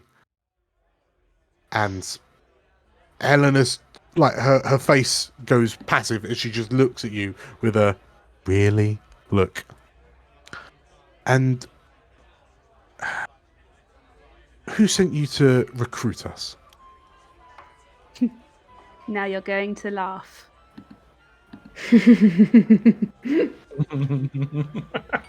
In fact, I just want you to guess.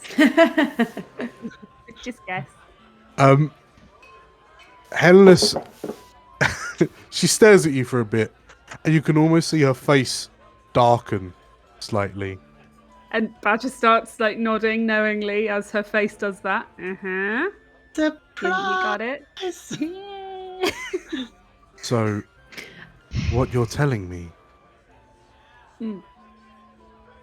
is that my mother has asked for us by name? Good as. Close enough. She said, go to the Blushing Maiden in Deadluke, find the mercenaries that are there, and recruit them. How deceitful do you feel right now, Badger? Wait, How why? deceptive does that statement? Why would I? Am I deceiving her? I thought I was telling the truth. What have I got wrong about that? Was it Can I go into specifically your the letter? Blushing I mean, that Maiden? is verbatim. Find the Blushing Maiden is the part that wasn't mentioned, but she is right. Yeah. That's go fair. to, We were just meant to go to Deadluke, go to the Yeah. tavern or whatever, and find the mercenaries. So Okay, so in that case, Can I retroactively beforehand give Badger while she just sits there struggling away? Would I still have the bardic from from the fight? Has it been? It's been more than 10 Did more than 10 minutes. minutes, but Catcher basically sort of like she's just Thank strumming on her lute you. and psychically inspires you. Do I get? Is it 3 that I get on top of whatever I roll? D8. I mean, it seems to roll it automatically. It's but rolled it usually automatically. But I think you roll it when you need it. I'll roll it when I need it. Okay. Okay. Right. yeah. Okie dokie. I'm gonna roll that. I was gonna roll that bardic anyway. So is it D8? Yes. D8. See if that works. Okay. Oh boy. Oh boy. Like as you kind of say what you said, and like you're absolutely telling the truth. But like Helena's just like clearly she knows her mother enough that she doesn't know it's me, does she? Oh. Yeah, possibly not. I didn't think of that. Wow, this is a roller coaster, isn't it? So you're just here to pick up the mercenaries, are you? It seems that way. Okay. Yeah. Well, Maybe she was too proud to say it was you, and she knew, but hang on. was too proud about just going. Oh, go and pick up my daughter. And Hang on. How would she know there were mercenaries here, but not know it's you? exactly. she Helenis kind of rolls her eyes. Clearly, I mean, if she's the sort of company that she keeps, she'd be able to find out when the stalwarts are sending out mercenaries to various areas. So she's probably, I assume, she's going to try and buy us off with coin, or perhaps a duty to the country. She says. Okay. I'll tell you what. You wanted to introduce Agatha to Axie anyway. The tiefling Axicas. So, why not just treat this as an opportunity to do that, and we can deal with the whole are you going to be recruited into the Women of the Woods when we get And there. Helenis kind of closes her eyes, and as you say that, Hiram, you were going to say something?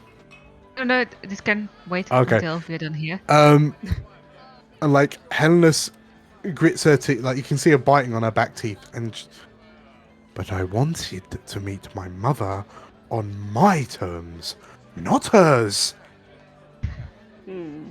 I'm so sorry. She's a wily old fish. Literally. Hey!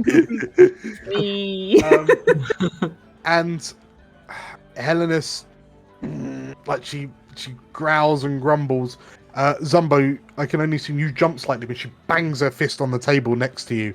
And like, quite loudly, she says, "Am I cursed to forever live in the shadow of Agatha Fish?" She shouts out. And like, she shouts loud enough that the hubbub in the tavern dies down a bit. And then you hear, Hiram, you hear a voice from behind you. "What did you say?" Oh. And as you look, you notice there are 6 purple dragons Oh, turning to boy. look at you. Uh-oh. And Uh, one of them, oh, "What was that?" says one Apologies, purple our dragon. She friend stands here up. is a bit agitated, for the lack of a better word. Just not particularly fond Catch- of this Agatha they- Fish. She wants to Catch just catch stands fish. up like, clearly it's time for some music. As you go to stand up, as you say that, you notice like the sounds of 6 chairs scraping across the floor as the purple dragons get up. You notice one of them's a bit woozy on his feet, and the dark-haired woman that shouted out, as she stands up, she necks her flagon of ale, and they step out from behind their table, and I said,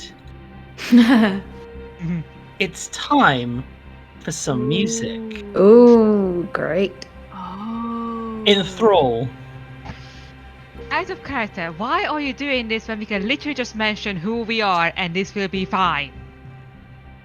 That's why the first song I'm going to play is the Heroes of, the Heroes of Hark. Okay. Oh gosh. It's also not about, we shan't just be name dropping every time. Sometime. The Ballad of the Warhounds, sorry. I mean, come on, for the first campaign, whenever we said our names, someone wanted to beat us up. It would be nice to see the opposite happen. Let's enjoy it I while mean- it I mean- lasts. The worry we have is if they don't like fish very much, let's not have a big bar fight. Clearly. I mean, I'm kind of a bit low in health. Really? Neither does her. It's fine. Let's keep them distracted. Stop. I've actually just realised, by the way. Move your finger away. Move your finger away. I just realised, by the Uh-huh. way, Tilda, we need this to happen because I've got Emily her own room. I miscounted. There are actually 6 of us, but with 7, Emily gets her own room. So we don't want to fight. so And this is home turf. Leave the nice bars alone. Who's bunking with whom? So, click the button. Click the button yeah. down. You're Click right. the button down. as you watch as Katya stands up and says, "Let's just play a song." Oh boy.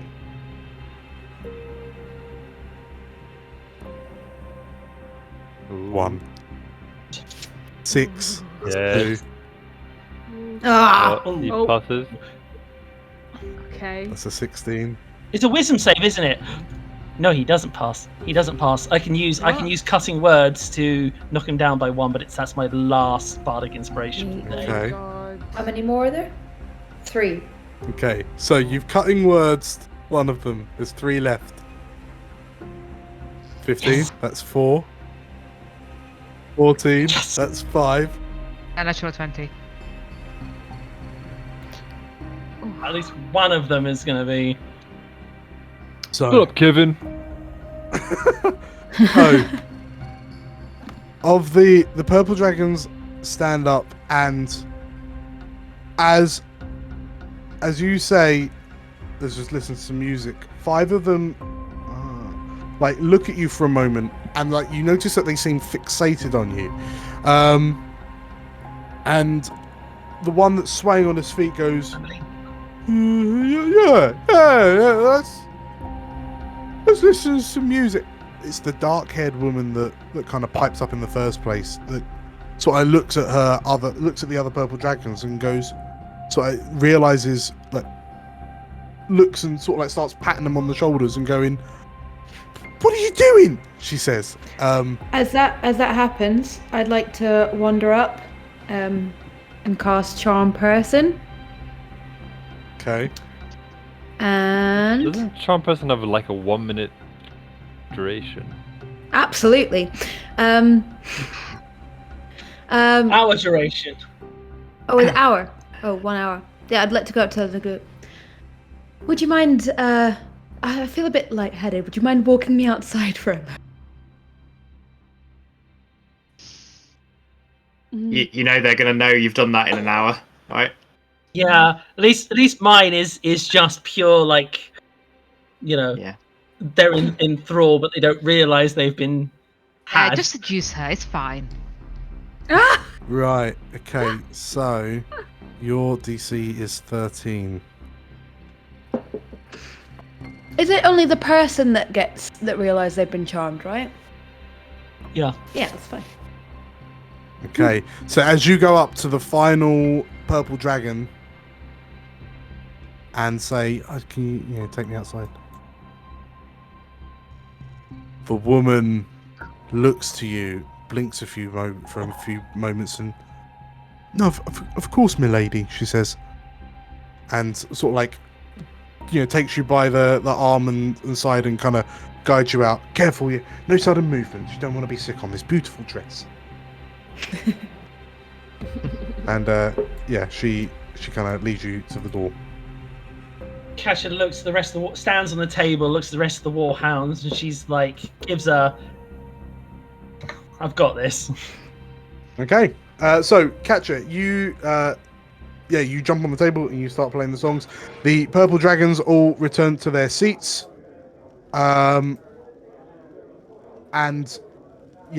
looking back on the table, Helenus just looks a bit po-faced. She just calls that little hubbub, and like realizing that magic has just been liberally used. Axakas goes looks to you and are you expecting any of this to come and bite you on the ass? Yes. Yes, we do. Aha. And you want Yeah. to be About here for that? an hour or so. Yeah. Right, well, Okay, Ameline can disappear in an hour and be replaced by someone else. Very well, true. perhaps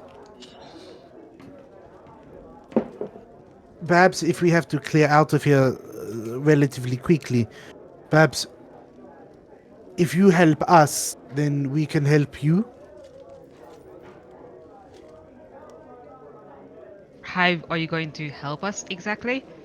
Well, the quicker that we finish with our task, our duty, the quicker that we can go and see your mother, Helenis. We have a Oh, cart do of we- supplies we need to get back to camp. I am going to say that after. Yes, but just sorry. Sorry, no, I just... if you've got some rats to catch, I can help. My friend Marilyn taught me how. I'm sorry, rats? You said vermin. You're on a vermin mission. No. We are clearing out a vermin. Yeah, better not be a goddamn dragon. Because you're not And helping What- me. Helenus turns to you, Hiraman. Oh, you've heard of the dragon as well, then? Oh, Cat God. just slips a key. It's like, "Ing!" And with that, we shall call it there. Dun dun Amazing. dun. No. Let's go a dragon hunt. Carl and Eleanor, Yeah. I love you guys. You have like a really high charm. Talk to people. Stop wasting your spare slots. Rest is a very comfortable It's room. getting so I thought, close like, to the end of the day. We gotta Might as well spend burn the them. spell slots. Yeah. Oh my god. Plus, I would have cast Enthrall anyway when she starts her set. So Also, just as a note, just because the character is charming doesn't mean the person playing it knows how to do the charming thing to make it viable. I have seen you roleplay. That's a lie. Elsewhere, in Cormyr.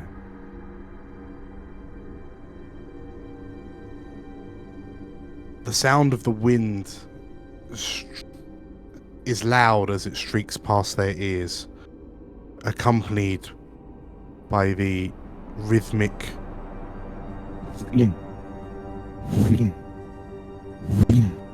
of large leathery wings. And with a practiced precision, the red dragon pulls its wings in and plunges through the canopy of the king's forest to land at the mouth of a small cave.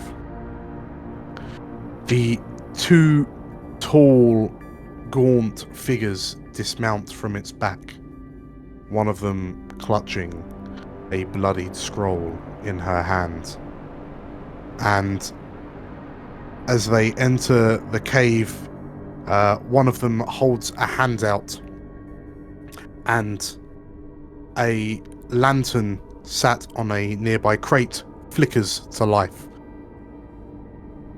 In the lamplight, the scroll is unopened. It is opened, and the female of the two looks, and she smiles as she looks at her companion. Her rows of sharp, gem-studded teeth glinting in the lamplight. It would seem that these fools have found it, she says. And the two of them smirk to each other, and under their breaths they whisper, "For the Lich Queen."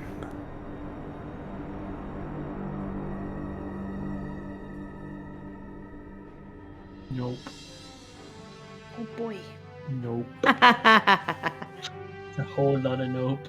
It's a whole big case of nope. Congratulations on completing session 4! Hey! Hey! Does Very anyone good. else feel like we are Welcome, everybody. collecting monarchs? We have 2 queens and 1 king so far. Yeah. There's a lot of kings and queens in this campaign. This one sounds hardest to dethrone. I feel like Slate might also be a queen, or Ameline might be as one as well. So, yeah. Ameline's a pure queen. Pure queen energy. Yes, thank you everyone for coming along. Hope you all enjoyed. Again, glad to have you back, Elle.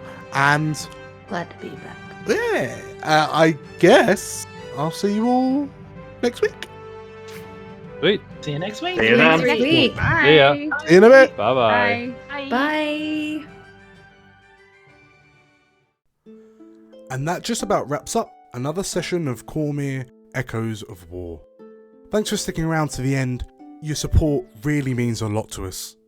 Tune in next week to see how the Warhounds react to the idea of dragon hunting. We're working on a new project behind the scenes, and I'm excited to let you know more in the future, so keep your ear out for that.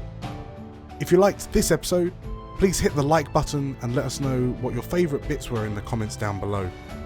For more Cormyr goodness, you can find some more videos down in the bottom left, and for even more Cormyr goodness, subscribe to the Explorers of Elsewhere channel over here. Once again, thank you for your support, and until next time, may the realms endure.